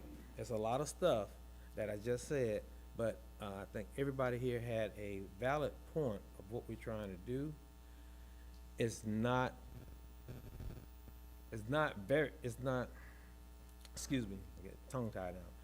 It's doable. There's some work that we have to put into it. I think if we give it to the hands of our administrators, if they bring it back, like you said, in the 90-day period, just keep the open mind. Let's not come in with a mind that it's going to be one way or the other. I think open-mindedness is going to help us get through this. That's all I want to say. I appreciate that. I don't see any buttons up right now. So I'll comment on a couple things. And maybe it's because I'm I'm just starting my 4th year and we haven't had meetings like this before. But I do agree with Commissioner Harvey's comments, though, those pieces, and I'll just refer them, the lighter ones within the gray ones, right? That are not within the city, the county didn't create that. So are we proposing that we're gonna make those properties and forcing them to become city? Is that what we're saying? No, ma'am. I said, let's give them opportunity to get city services at a discounted rate or a premium rate. To square off the boundaries, I think that we're gonna have to do something. I mean, Duval County actually had a campaign from water to sewer. I don't know how they actually done it. I mean, that's something that legal could look into. Grants, I mean, that's something we could look into, sir? We can sewer grants as well, and you guys could absolutely apply for them if you're willing to put the infrastructure there. Right. So, in some of those areas, like the Baileyville area, I think you guys had already put some infrastructure in, and we actually have water in that area. That's what Commissioner Harvey was talking about. We actually, we're skipping over areas and putting services in. So I guarantee you there's, like, for example, we skipped the entire Baileyville area from 19th Street in the city. Can you pull up Baileyville? Would you walk her through where Baileyville is? In Give us Baileyville, if you go boundaries. on North 19th Street in the city of Palatka, Where Phillips Dairy Road is? nope. It's, Okay. well, it's that area. It's include that area, but Just scroll down. Jenkins Middle School, Old Highway 17, A little bit further out? okay, 20th Street, where you see 20th Street? Yes, sir. 20th Street on back, where you see Cedar, Oak, Right. Harris, Pine, all that is considered Baileyville area. Okay. In that area, a lot of those residents already get city water. So I guess they either voluntary annexed in, and others probably voluntarily tapped in. And that's just the truth. I asked about that when I first was elected. How could we do an audit and find out? And I was told that'd be tough to do, of course, but there are people getting city water that is not paying for city water already out there. But however, there are folk that are getting it, that they'll pay for it. Now, how they get it? Because behind where you can see Tolles Road, that's where in Jacksonville, Right. Highway 17, that's where Beck, the dealership is, which Right. gets city services. So the infrastructure is out there. Brooke, pull that down a little bit, please. Down. Okay. You can skip the, come on, you can skip the water meter. So yes, ma'am. So Highway 17, and then you could go West Pine Street, that's across, and that's an area as well. That's the county, of course. But from there to Highway 19, which we have some places on Highway 19 is deemed city as well. So that's what Commissioner Harvey is talking about. We leapfrog areas that's contiguous and close to the city, the heart of the city, and then we provide services to areas that's not really contiguous, but it's been made contiguous based upon us annexing the way we have been annexing. I'm not pointing a finger on who's right or wrong the way we've been annexed in the past, but that's what has happened. And so to correct it, how do we correct it? That's my question. How do we correct it, and are we going to work on the plan? That's my question to our staff. They don't have anything really to do with the city, but a collaboration would be what you guys are giving up if you allow them to annex in the city. Well, okay, are you done? Yes, I am. Well, I mean, we're not stopping them from annexing into the city. I mean, that's my whole, and I'm a little confused because the county isn't stopping anybody in that area from annexing into the city. I do think, and I apologize that we didn't overlay a boundary for city water and sewer. That probably would have been another good layer. This is a learning process for all of us. I think that would have been good layer. So your point is, in this particular area we're using as an example, there's people that are obviously tapping in and might not have authority, but so you don't offer water and sewer to anybody who's not annexed into the city at this time. Is that correct? Is that a correct statement? No. Okay. Go ahead. Okay. Mary, you want to answer? No, I'm saying you go ahead, please. Okay. We offer water to other entities that are not annexed in, and they are charged a surcharge. Okay, so how is Wanna that explain determined? it We better? don't. I think that was it. So how is that, so that's determined by the city commission, if you're gonna offer somebody, I mean, is that each one of those come to the board, or is it a staff decision? I mean, how do you determine which citizen has the ability to water and sewer without annexation and which business doesn't? Right, so if it's a non-contiguous parcel, they can pay a premium surcharge of 25%. Okay. But they have to sign off on a pre-annexation agreement that basically they commit to annexing into the city as soon as their property does become contiguous with city's jurisdiction. Okay, and you mentioned Florida statute earlier, you're saying that that the reason you're doing that is required by Florida statute? No, not, that is not what is required by Florida statutes. Okay, but the voluntary annex into the city to utilize water and sewer is required by Florida statute? Am I saying that wrong? I'm trying to understand that's this. not- I mean, the references to the Florida statutes were when we were talking about impact fees, under No, we had that annexation. discussion since we've been One sec- talking about okay. this subject matter. You guys mentioned Florida statutes over there. I just want to make sure I understand what the Florida statutes are requiring for annexation. Annexation has to be voluntary in this case. I think it's the voluntary piece is the key word. So are you saying that involuntary annexation is illegal? No, there's a No. different process. If you do involuntary annexation, you basically have to get a certain percentage of the property owners within that area to sign on to it. It's just a different process from a voluntary annexation. Okay, and so an agreement, and I know this agreement, and I appreciate you making this, this is just a sample that you gave us, and it was a starting point for us, just so everybody understands. The city wasn't saying, this is the Bible, go forth and conquer. They were simply saying, we gotta have a starting point. Ms. West took it upon herself, and I appreciate that, to draft something, and say, hey, we gotta have a starting point. I think you handed the mic to Mr. Lorenzo. Did he wanna speak? I wanted him to clarify. Okay. Go ahead. Yeah, please do on annexation, I was because just gonna that's say not that something we have to involuntary deal with at annexation- the county. Madam Chair, Yes. so because I represent municipalities as well, so there are two paths towards annexation. There is voluntary annexation, and then the interlocal services boundary agreement is the second path in the step towards annexation. Bingo. Okay. So what you asked was, can there be involuntary annexation? And the answer to that's yes.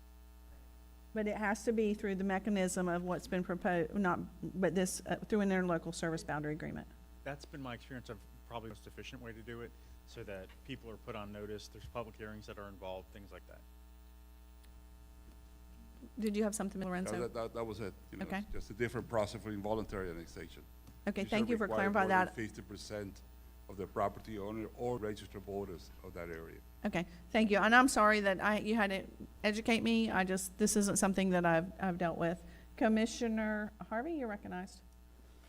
Thank you, Madam Chair. So let me get this straight.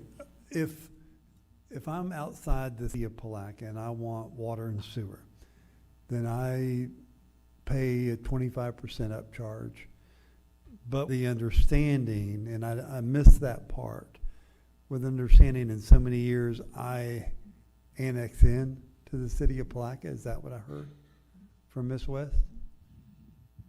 You would have to sign a pre-annexation agreement, so your property eventually does become contiguous with the city. At that point, you would voluntarily annex in. Okay, so if I'm way out in Francis and and the city never comes out, I never have to worry about it at that point.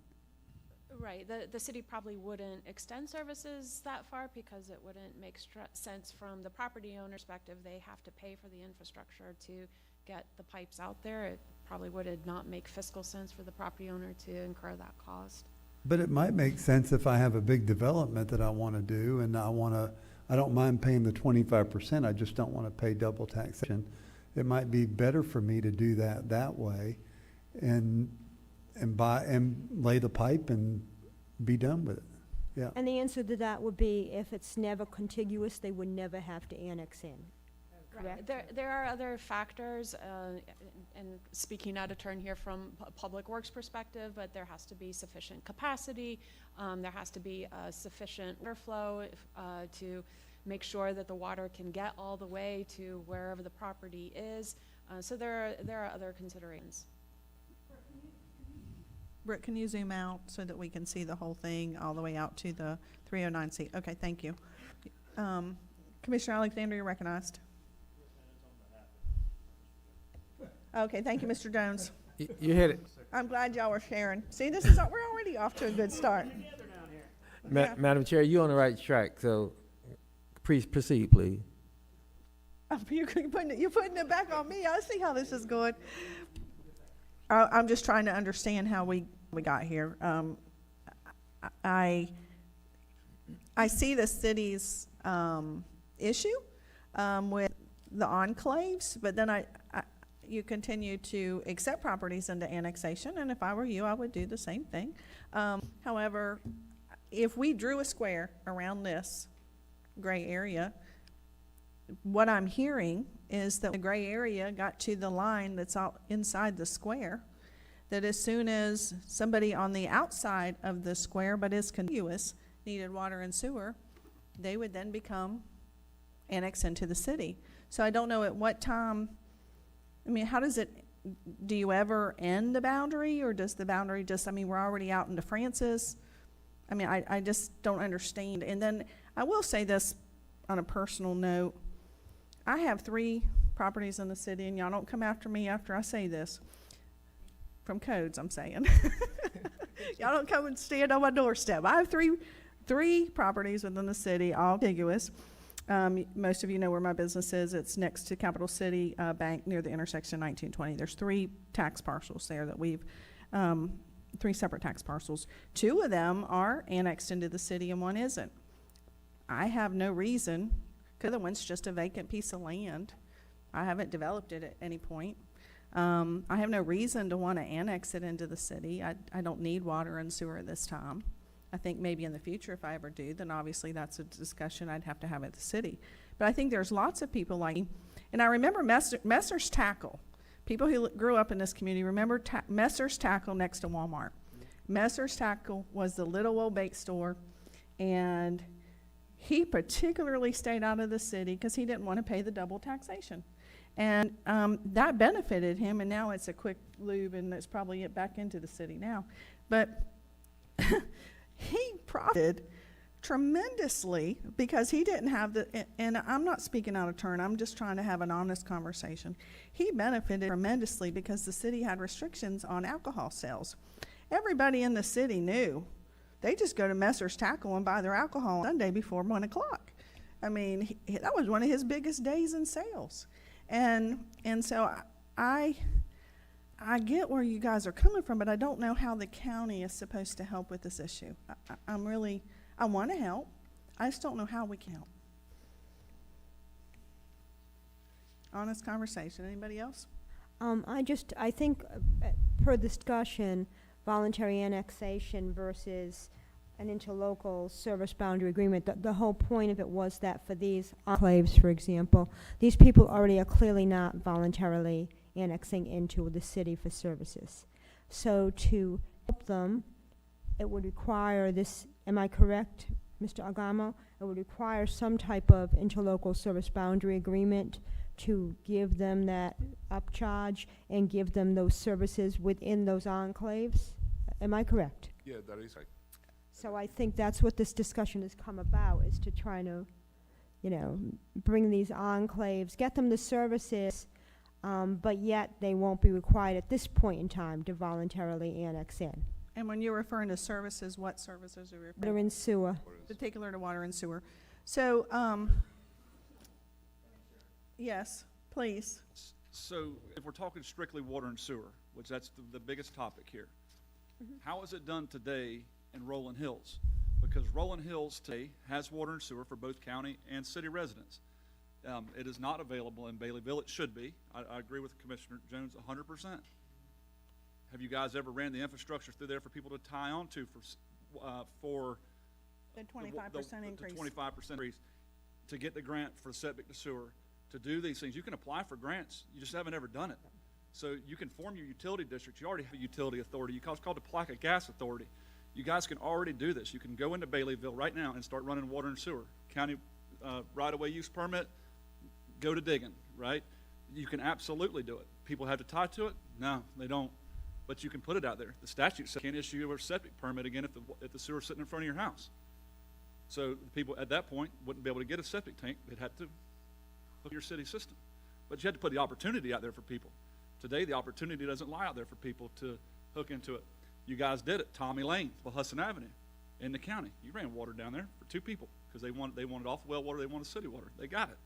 So it has been done. How's it today? I mean, that's really the question, is because when somebody really wants it, they get it.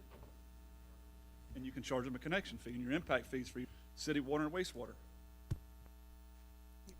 And the The sewer grant, though, you cannot charge your impact fees because it's a state grant given to you, so they are exempt from your impact fees to your systems. And my only point of bringing up what I did earlier about my property and the Messers and all that was because from my perspective as an elected official, I'm not going to be willing to enter into any agreement that's going to force anybody to annex who doesn't want to. So that's where I'm at.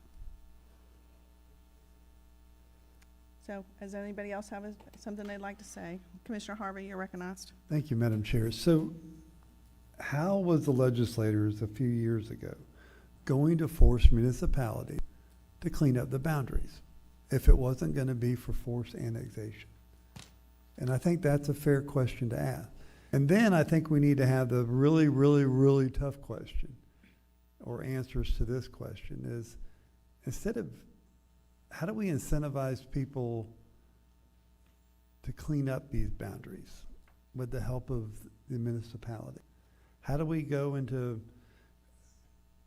can you make that a little bit larger? How do we go into some of these areas that are white here and Weaver Road, for example, or Stillwell Avenue, and say, you know, why don't we take all that in? And we got a lot of green roads here, county roads. And why do we have county roads inside the city proper? Why don't y'all take those roads over? You know, got some roads out in Interlochen Lake Estates that was done with a taxing unit 50 years ago. We just resurfaced it a few years back. So the roads, you know, in some areas probably never going to see a resurfacing in our lifetime. But why do we own St. John's Avenue when technically it's in, I mean, why don't we start having those tough discussions, North Palm, Weaver, Mellon, and say, you know what, guys, you can see this is y'all's road. Give it to you. What do we do there? I mean, I think that's where we really got to put the rubber to the road and have the tough discussion about where we're at, because yeah, it worked well with St. John's Avenue, but it couldn't have, it almost didn't work well. I mean, it really did. And I'm really disappointed in St. John's Avenue from Ziegler to the college. And not because of fault of yours, but even years ago, when we first had this meeting and I was on the board, you know, I said, why don't we just move the water lines out of St. John's Avenue and quit digging up the road? Because, I mean, it was no more that we put pavement down and City of Palaka's water line would break and then we're digging up the road again, patching it all the time. So why don't we have those discussions one day? Why don't we encourage our staff to get together and go, why don't you take over some of these? You know, when State Road 20 got 4-laned out past Interlochen to Hawthorne, they were going to put some turnabouts out there off the road down towards the lake to the south. And one of our commissioners was really concerned about the state doing that and letting the county do the maintenance. But as I explained to him, 4 cars use that road. That road will never see any type of resurfacing in our lifetime or my kids' lifetime. So I think it's time to really start having the really, really tough, and it's only the city of Palatka. I mean, because that's our county hub, that's our city hub, that's where the main things are happening at. You know, we're not seeing that in other ends of the county like we should maybe, but it's really the city of Palatka, county of Putnam. And I think now is the time, especially when you see nothing from Catherine Street, St. John's Avenue. I mean, when you see that, why are we even having River Street? Did I see River Street as part of the green? I mean, good God, anybody knows where that road's strictly in the city of Palatka. And why does the county deal with that? I mean, why don't we just give it over to y'all? Okay, thank you, Madam Chair, I'm sorry. All right. Madam Chair. Yes. So, through the chair to Commissioner Harvey, to answer your first question, like how did the legislature expect to address the compactness of municipalities? We're only talking about annexation, but please understand that there's also a legal option with contraction, or you hear people call de-annexation. So there are sometimes where properties from municipality return to the county, and that's what helps you draw those compact boundary lines. So is that in the case, which one of you guys brought up Duval? Yeah. And what was your point on that? So I can understand, I can follow you. That was for the water and sewer services. They went, I think someone over here said that they're familiar with it. Did you say that?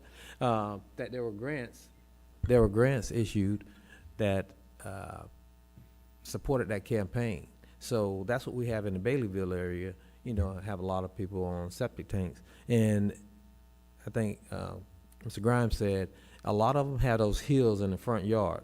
And so, and they're elderly people who've lived in those properties for some time. When those septic tanks start to fail, they're looking for solutions. And one solution would be city water and sewer. Mm-hmm. So at this point, I think being proactive, saying how can we help our citizens, that's a way. And whether in the city or the county, what we're doing is we're talking about helping people. Mm-hmm. I think that's all of our goal. And so this is a good conversation. It's healthy. Rather, you know, it's going to say ouch to someone and say they feel they're getting double taxed. But we want to see, can we help them on the front end with a grant that could help them transition from sewer to from septic to sewer, and you know, a seamless process, so to speak. And I agree, if we could get our administrators to get together and work on these particular projects, and that who would immediately impact our constituents in a positive way. As far as drawing these lines, Mr. Grimes was just mentioning about the College Arms area. Well, how did we, or commissioners, legislators in the past, annex in the past? It has to be a roadmap some kind of way where they say, well, this is going to be city, this is going to be county. Rather, it makes sense now. I think it don't make sense now. It makes sense so that we can say, no, this is county or this is a city, and we'll have domain over it. That's what. Because when it comes to fixing the roads, what sense do it make? And you can go out there now. Half of one road is paved, and the other half is neglected. Mm-hmm. I'm not saying city or county but half of some of these roads are paved, smooth surface, and the other half is not. So I think we deserve, the citizens deserve better, and it's our responsibility to make it happen. So We're having great discussions. So first of all, I want to say thank you for everybody who's joining in and having good discussions. Commissioner Alexander, you're recognized. And then Mr. Harvey, you'll be next. Did you? You sure that wasn't Commissioner Jones? Commissioner? No, this one was mine, actually. Yeah. But no, coming into this meeting today, I was a little apprehensive about, how it was going to go, and was it actually going to be of any benefit to either group. But I've been pleasantly surprised. Overall, I see that there will be some benefit to this meeting. I like what we've learned from Commissioner Jones, the rest of our companions on the City Commission. I would like to engage our attorney to, because we're not going to meet again for potentially another 90 days. And you guys know me, I like to see things move along a little bit more quickly. I would like to kind of get a handle on how we would advocate some of these roads figure out, is that something, a vote that would need to go before the city and before the county? Would there be the potential to possibly create a list of those before we came to our next meeting? You know, I don't want to see us sitting around for 60 or 90 days. We obviously agree that there's some issues, and those issues that we can tackle, I'd like to tackle those as quickly as we can, and then we can have another agenda at the following meeting. Have you guys considered any type of outreach program as far as those folks in Baileyville, like you said, they're still on city water and city septic, but you know, we deal with construction every day, and the cost for a new septic tank is anywhere from $16,000 to $25,000. So, yeah, it's going to be very expensive, especially with the new inspection system. And I think they will require annual inspections. You can do it yourself if you self-certify, or you have to call somebody else and pay for a service. So, I think that an educational campaign might be beneficial in those communities. Maybe you might pick up 3 or 4 that would be interested in going ahead and joining the system if their system is failing now, and that would encourage others to do the same. But just different ideas that we could collaborate on to close some of those gaps, get rid of some of these gray areas, and eliminate just things that should have never been, or things that have happened out of neglect. But it seems to me, from what I hear from the city, that a lot of this was voluntary annexation, where you guys may or may not have control over that, but it was a voluntary annexation from the citizens. So if they want to do that, then that's fine. But we need to now encourage those little enclaves and educate them as to what it's going to cost to stay status quo, or they need to go ahead and move forward. And the beauty of this is, I think that Mr. Grimes gave you guys some education regarding the septic to sewer grants, and I'm sure he would be glad to share any information that would help clean some of this up and help you guys navigate that process, so you can utilize some of those funds to, again, help your citizens, which is what we're all here to do.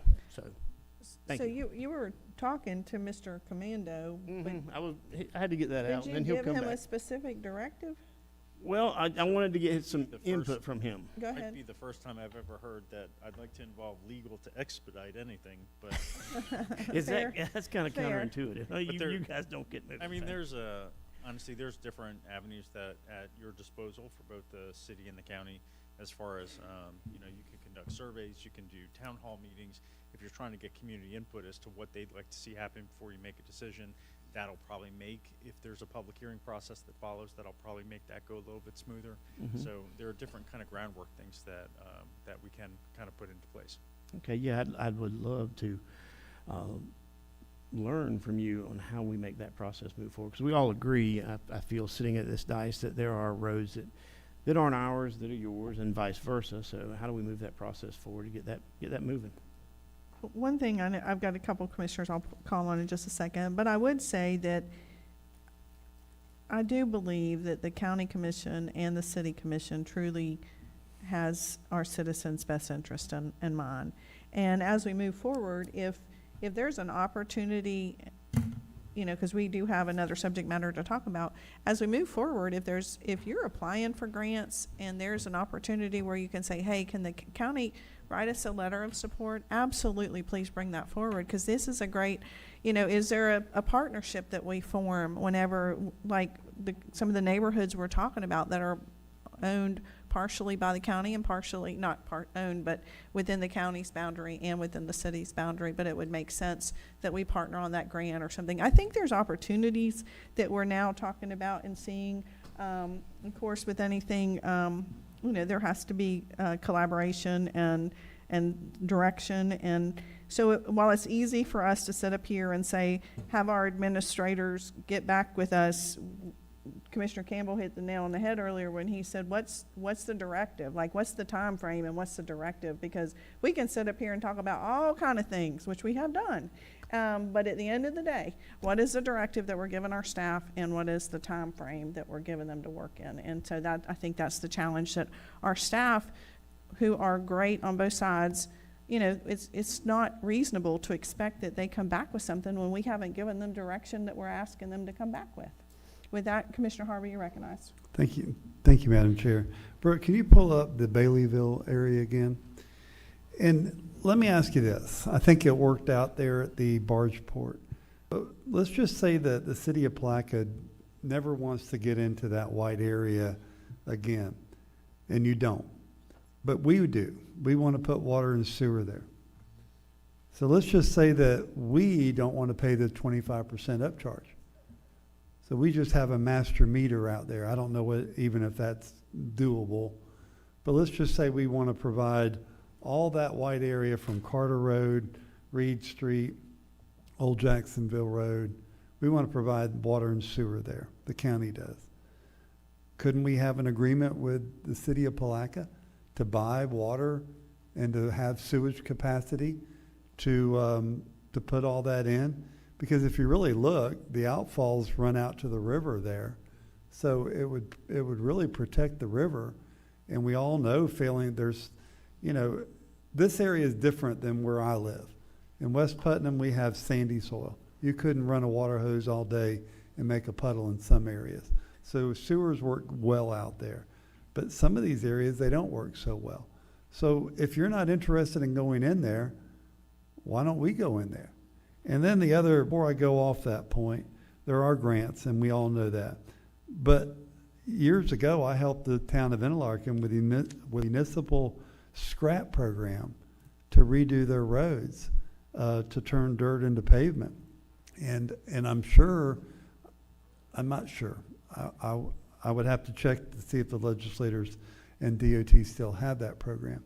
But if they did, we could start taking some of these roads maybe and helping y'all support municipal scrap, to go ahead and say, y'all take over Palm Avenue, for example. And by the way, this area just needs to be done, and we'll help you with a grant for that. I mean, I think those are the questions because in Bargeport, and correct me if I'm wrong, don't we have a master meter out there of some sort that we get water? I don't think we get sewer, right? But we get both? Just water. So, and we don't pay a 25% surcharge, I don't think. But then we charge our customers. Yeah, okay. But I think there's room here that but then again, let me say this, I don't want the county to go into an area and provide a service, and then the city goes, well, we're going to go in there and take this area out and take that area out. I think we need to have specific boundaries where you can't do that if we're going to provide services for them. If you're not interested in going in there and doing it. Thank you. Thank you, Madam Chair. This has definitely been full circle. Mayor, Commissioner, you turned off your button. Did you still want to speak? No, You're good? Okay. Yes. Just a little bit. Is it possible, we have development review at our county, and you guys are always welcome to come. If we all, as staff level, attended your development review committee meetings so that we know these things are coming, right? So if you knew that the county's got a project coming out off of Francis, right? And you go, oh, wait, we got water out there, right? Or so it would help us collaborate, so then when we would have known about the project on St. John's Avenue where you got 200, as Commissioner Pelletier said, 281 townhomes. You know how the county found out about it? When it came up, then they started turning ground, right? So the county doesn't know that we're about to put 281 homes on St. John's Avenue. I didn't know it until the McCrory subdivision got abandoned at the county level. So I think it'd be very wise for us to have our staff go to each other's DRC meetings, because then we all can collaborate and know exactly what's happening at any given moment. Mm-hmm.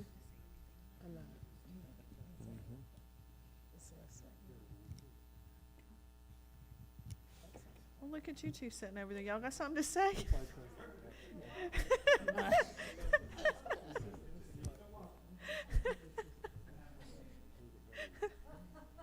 All right, so I'm looking on both sides of the dais. Staff, is there anything staff wants to say on this subject matter?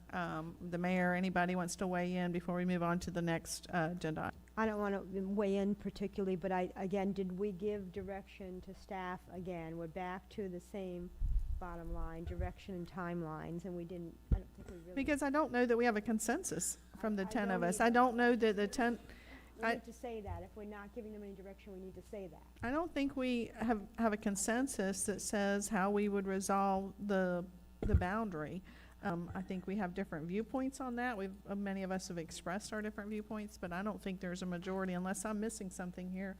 I don't think there's a majority that says, yes, go and conquer and do this one thing. I mean, other than collaboration, maybe attending some meetings together, work together on grants, those type of things. Now that we've had the discussion, I think staff can certainly work on that and get, and that's not necessarily them getting back with, just having a better communication. We do get notified whenever there's, the city, there, we had a little hiccup, but now we've got it worked out. We were not getting notified just because they had some wrong names, but now we got the right names on the list of when there's a, I believe so, Mr. Suggs, you get that cop when they're having a zoning change and that kind of stuff, and it affects the county. And Julianne from the planning department, I think Zach gets that. Zach, do you get that? When the city has a zoning change, when they're annexing in, yeah, we're getting that notification. And so I think we're communicating a little bit better, but I would like to hear from Ms. Young. I think the request is not necessarily zoning changes, because remember, you can change zoning on a vacant piece of property without having any intended ends.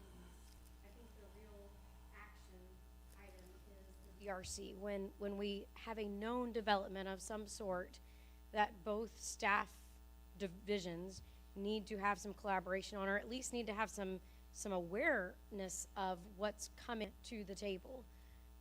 If right, site plan review, a preliminary or high-level DRC, zoning is zoning, and that's well and great, but I can rezone a property 18 times and not do anything with it. So that's the ask from the city, but what is the city's ask from the county on that?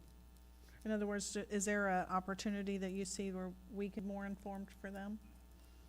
I would like to say that, you know, just one example. The other day we had a DRC came and wanted to do a repair shop right at the corner of 17 and the I guess maybe the south entrance of Comfort Road.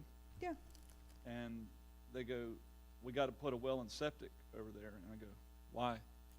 The city sewer and water run right there.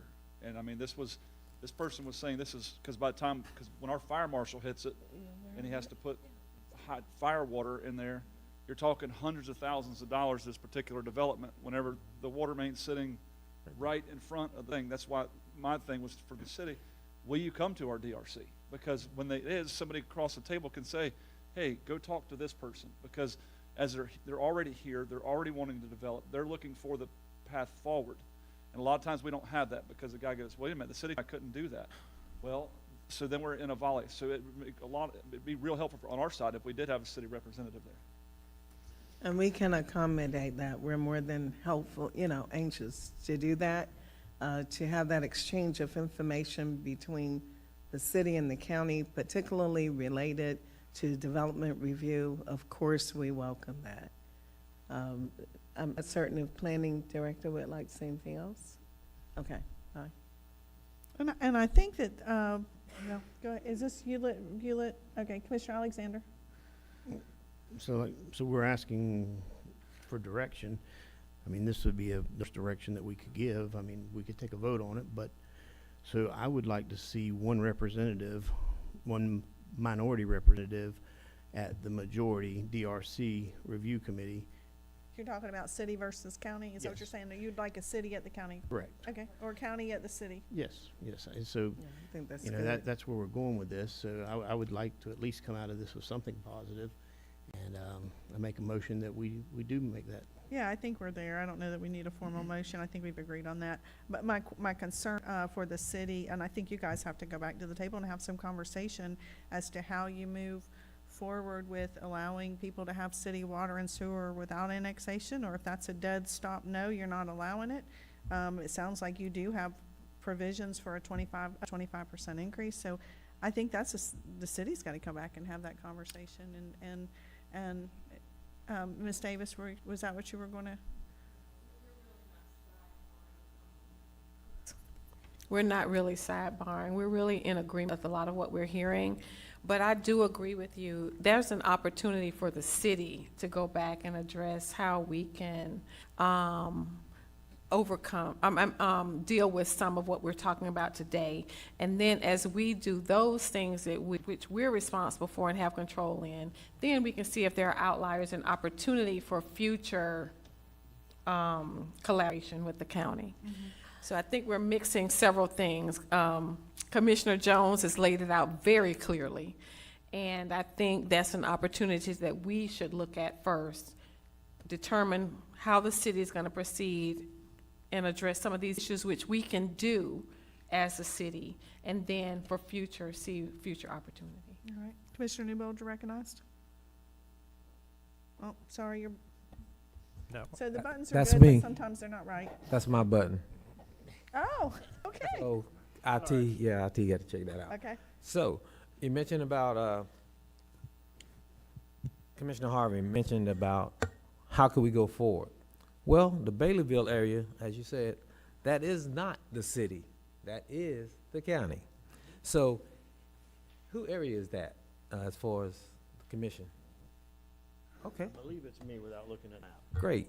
So, I Go I ahead. think, along with what Commissioner Harvey proposed, that we get some type of services from the city where we could go after the grants, maybe collectively, collectively we'd get the grant, city, county.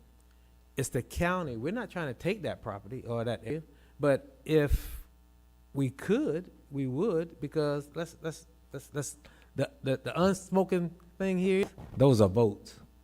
Nobody want to say that, but those are votes in that area, okay? So, Commissioner, you don't want to give those votes up, but you could be a hero right here by providing these people with water and sewer. If we do it, we could provide them with water and sewer, and we'll all look good in the city. But collaboratively, we'll all look good because we're working for the citizens in the city. It happened to be within the city area, but that is the county. So, without making a motion to actually look into obtaining those grants and see could the city provide infrastructure that we could give the water and sewer. Now, as you guys look, Jenkins Middle School right there, James A. Long, infrastructure is already there. Water lines already going through there. So you can't tell me that that's the problem. That's not the problem. It's the will. Do we really want to do it? Simple as that. So, do you guys want this population of people, or do we want it? That's what, simple as that. That's what it's going to equate to at the end of the day. But we want to take care of them. I tell you, that's what Commissioner Jones want to do. And I know you guys want to do it as well. So it's a win-win. That's what I look at. So can we today, you say we're not all, don't have a consensus on do we want to do that or not? I know it's not on the agenda, but it's been on the back burner for a long time. And if we don't say we want to move forward, we probably won't move forward in the future, because this didn't just happen. Those schools been there for a long time, to the point where they're probably, Jenkins will shut down, then James A. Long will be shut down. So what happens to the folk that's out there? Yeah, what I was saying we didn't have consensus on was the municipal boundary service agreement going forward. Oh, I'm sorry. Yeah, no, you're fine. So, I mean, that's what I was saying. It didn't sound like we had consensus for. I think there is a will for this entire, I haven't heard anybody say no, that they didn't want to see us look into a possibly grant opportunity for that area, take people into some kind of a public water and sewer. I think that's a great opportunity there. Can we get a wave and support that everybody likes that idea? I mean, I don't know that it matters that it's, I think that what matters is how we can jointly come together on that. And if it's the county leads the charge, because to your point, it's that's the color of the map, then that's what happens. So we'll explore that opportunity. We support it, exactly. All right. With that, we've had a great discussion about municipal boundary service agreement. Sorry it didn't necessarily go the way everybody wanted, but we had a great conversation. Before we go on to legislative priorities, anybody else want to have are we all good? All right, moving on to legislative priorities. I know it's late in the day. This came up, I believe, from a couple commissioners on both sides of the aisle that want to say, hey, as we move forward in the new year, can we jointly go together for legislative priorities? And this is a hard topic, even though you'd think it'd be the easiest one here. And I only say it's hard is from the county's perspective, because we support every municipality that takes their priorities to the state level. And we don't want to be in competition. We want to be cooperative, and we want to see the city productive. And the city's done a really good job, actually, in the past, getting good legislative appropriations, as well as the county. We've seen some down in Crescent City. So, Commissioner Jones, you were the one, I think, that really wanted to see this. So I'm going to call on you to just explain your position on this. On the legislative priorities? Yeah, you're the one who mentioned it. No, I wasn't. Matter of fact, that was Jane West's, she actually sent that out to us. So, or Campbell may be able to do it, but that's not my Point of part. clarity, it came from some of the individuals that are in Tallahassee, as well as some of the lobbyists stating that we should be able to identify projects that would benefit both the city and the county and advocate for those in Tallahassee. I don't think it was a single one of us, but that was direction that came from Tallahassee that would be a better chance at us getting some of those funding if we come together and take priorities instead of the county having certain priorities and the city having certain priorities. If we can collaborate and jointly come up with some priorities, not saying it has to be all 3 or 5, but if we come up with projects that would benefit both the city and the county and take that as a collective unit versus individual. It sounded like we just talked about a good one. Going forward, Mayor. Yeah, thank you. Because when the legislators did come here, they emphasized the fact that they wanted to see us provide some joint legislative priorities, requests rather. And I think the one that is most obvious is infrastructure. Right. That encompasses a need in the city and throughout the county. So I think funding for that is a common need for all of us. So that's just one example. Okay. And I'm sorry, I wasn't trying to misspeak on that, or call any commissioner out on that. I was just trying to figure out who starts the conversation, I guess. So I don't see that as a problem. I think we've already all submitted our legislative priorities for this year, so I don't think that we support what the city has, I can tell you that. But again, we support all of the municipalities and their priorities, and then I guess I don't know about y'all, but we had to sort of narrow ours down to just a couple and tell them what our number 1 and number 2, but that's standard practice in Tallahassee every year. That's not anything new. So without any other discussion, Commissioner over at that end? I got one too, so. They've just got wires crossed over there. I got one after you're done. You got one over there, Sure, okay. thank you. You know, we're not going to redo our priorities here, but it would be nice for us as the county to have a list of the Palatka's priorities. So when we go up there, if we have the opportunity, we can at least give some verbal support to yours as we're doing our thing. You know, we may not have a joint project, but we can at least speak in support of you guys and hopefully you of us, and that'll be at least a little step forward. Yeah, I don't disagree with that.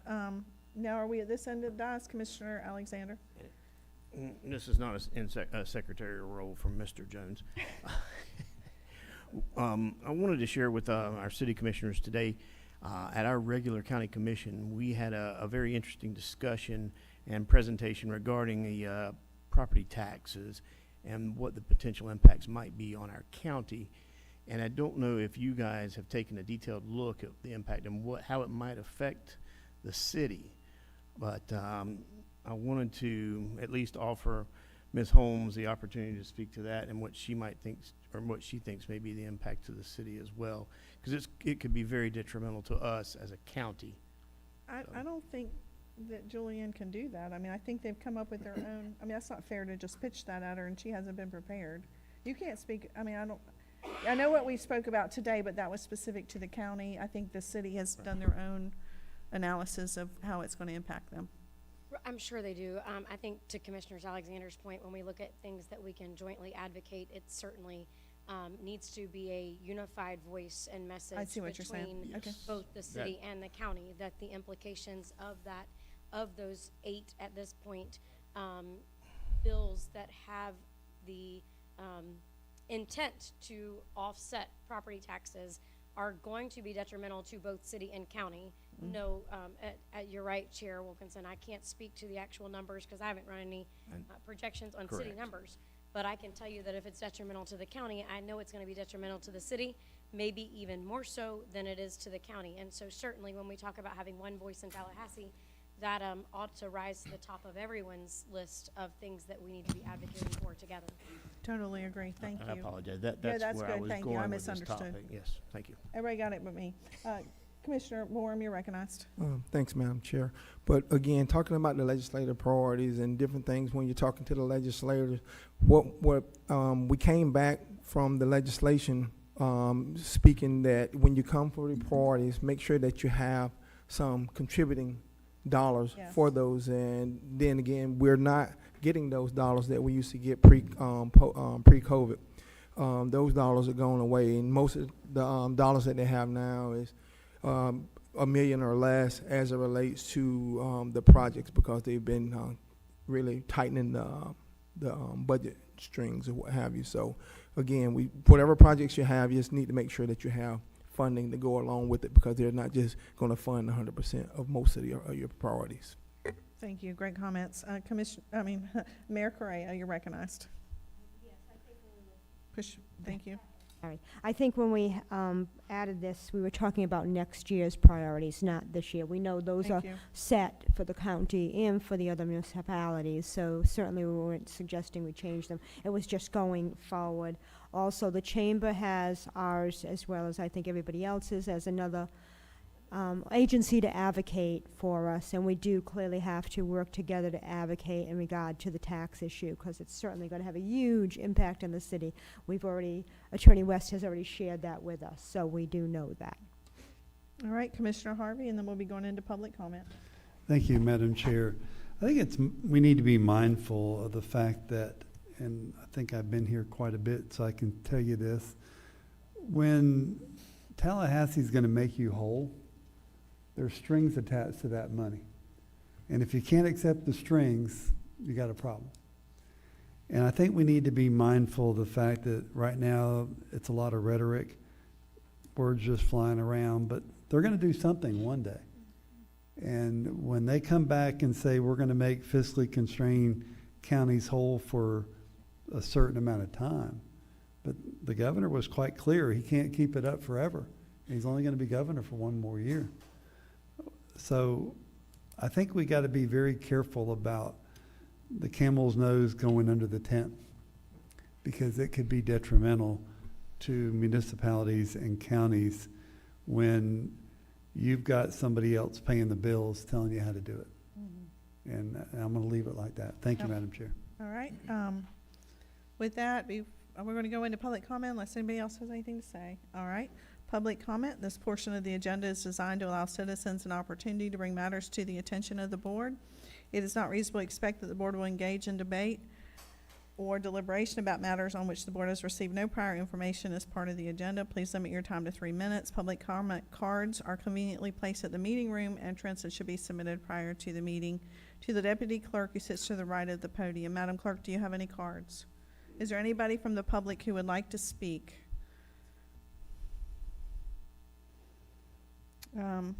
Chamber, did you have anything you wanted to add? All right. I see Miss Nancy Russo in the audience. If you don't mind, I would like for you to give a few minutes of an update of what's going on at SMA regarding 2 subject matters, because I do think it affects both bodies.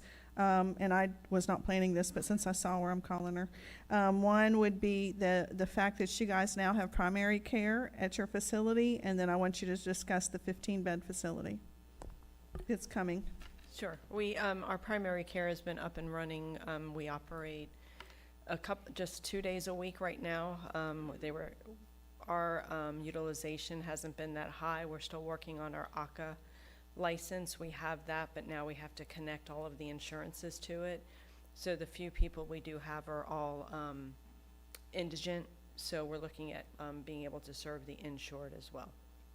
So we do both. Do you have an opportunity, though, as we move forward, that you're going to be able to take uninsured patients? Yes. Okay, you don't know when that's going to be? We can take them now, and under the grant, it's free. The grant will end September 1st, and then Okay. they'll move to a sliding scale like our behavioral health is. Okay, so I think that's very fair for everybody to know that we do have an opportunity to send people who don't have insurance out to Absolutely. primary care. And then for the 15-bed facility? Yes, we have finally set the open house. We were getting ready to send out invitations. Ribbon cutting is February 9th at 4 o'clock, and it's at 320 K Larkin, and it is going to be a 15-bed residential facility focusing on reentry and partnerships with criminal justice, whether it be people coming out of jail and going from jail to residential, or working with the public defender in the state attorney's office for some sort of a diversion or step down or early release, you know, however they can determine that to be. And it is open to both Putnam and St. Johns County. And because we need to make sure the beds are full and to make sure that we have all 15 beds to be able to draw down the funding to continue the services. Was your grant, did your grant say St. Johns County? Yes, that's how we wrote it in for our legislative ask. Well, I really hope that you service more Putnam County Yes, people. absolutely. Because I feel like the need here is greater. So were you already, have you been taking applications? And so when you open it, you already have some residents? We have been sending out bi-weekly reminders to all of the people who would be partnering with us, and we have not had anybody send any possible applicants yet. Okay. All right. Are there any questions for Ms. Russo? I just thought that would be good information for both boards to have. February 9th at what time? 4 o'clock. 4 o'clock. 4 o'clock. They just Obviously, finalized the invite. I will get it sent out, I and promise. everyone on this city and county are invited, so thank you. Absolutely. Yep. Mhm. And then, real quick, that's all I have for you, Ms. Russo. Thank you. Tina, I'm going to call on you, so come on up.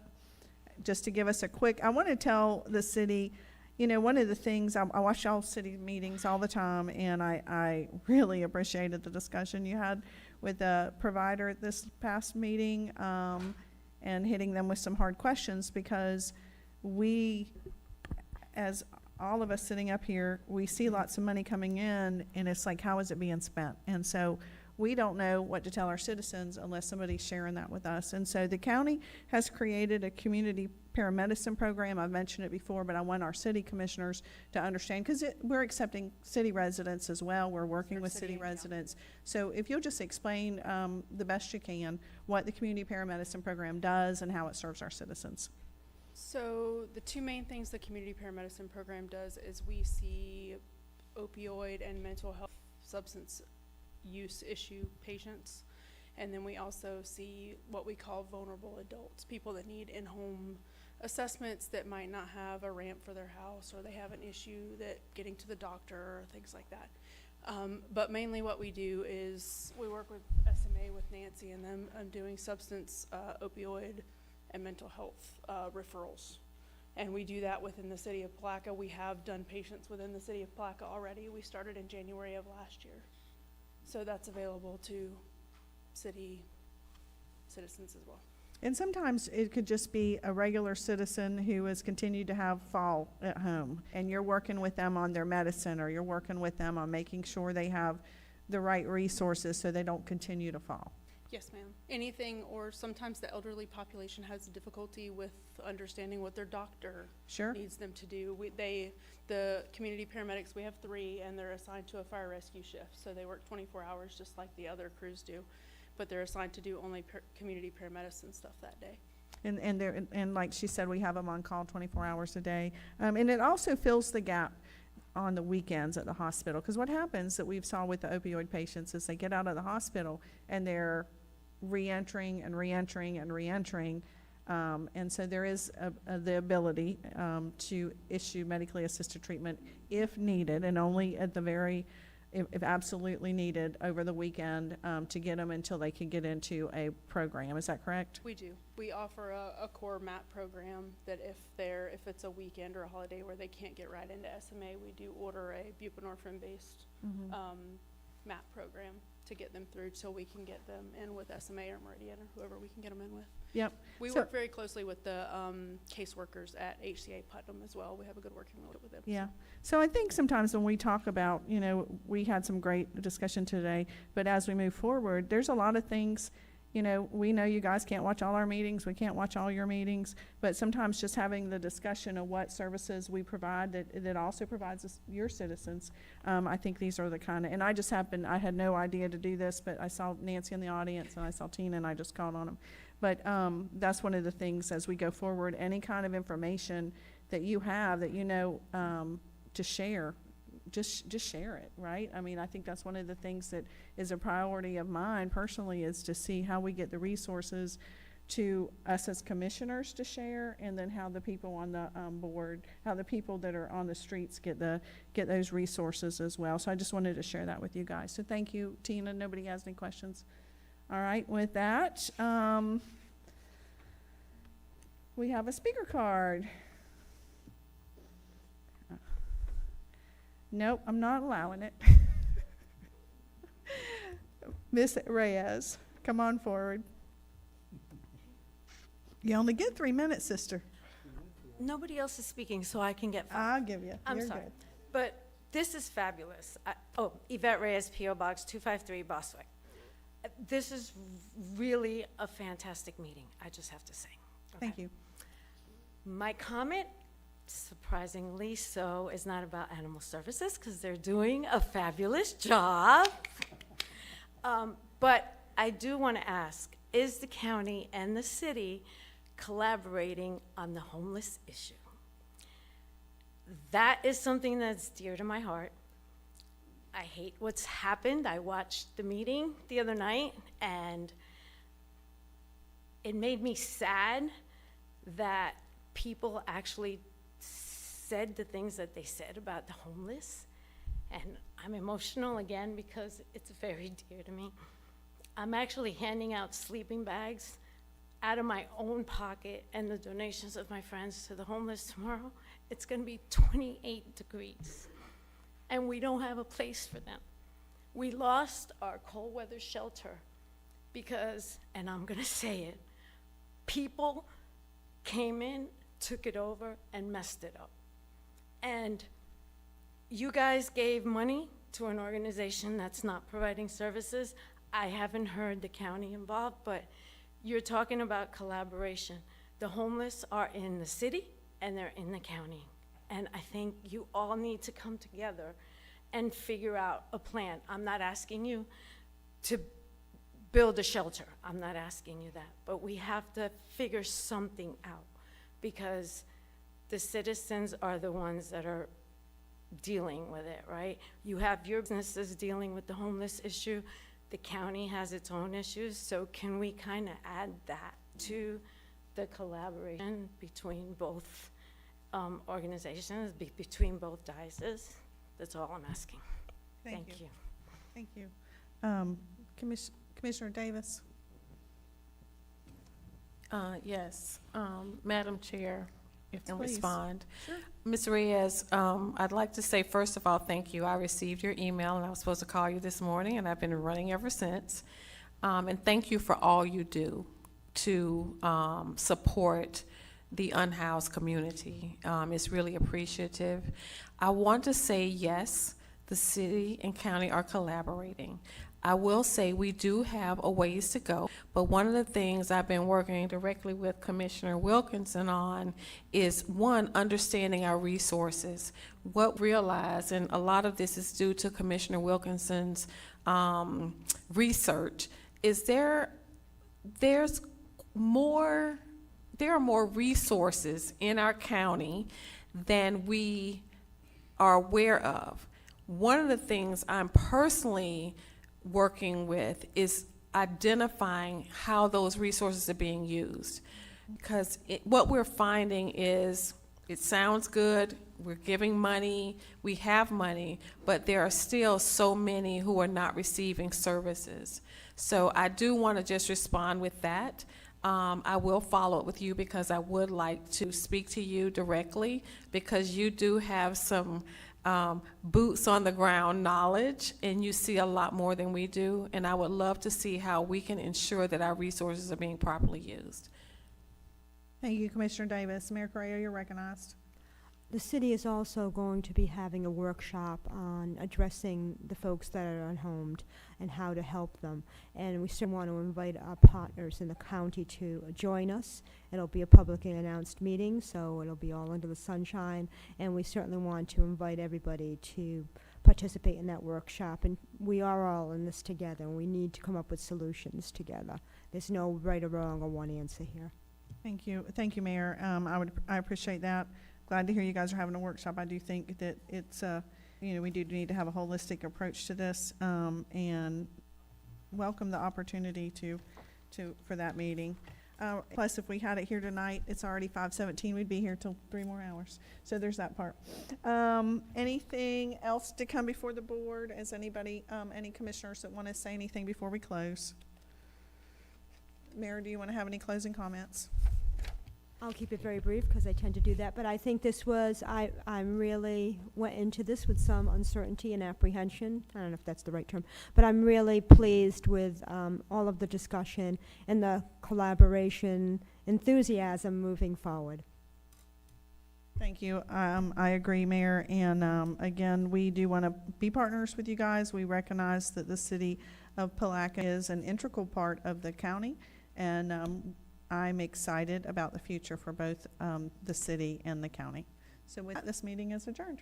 Thank you all for being here. Madam Chair? Thank you, guys. Great job.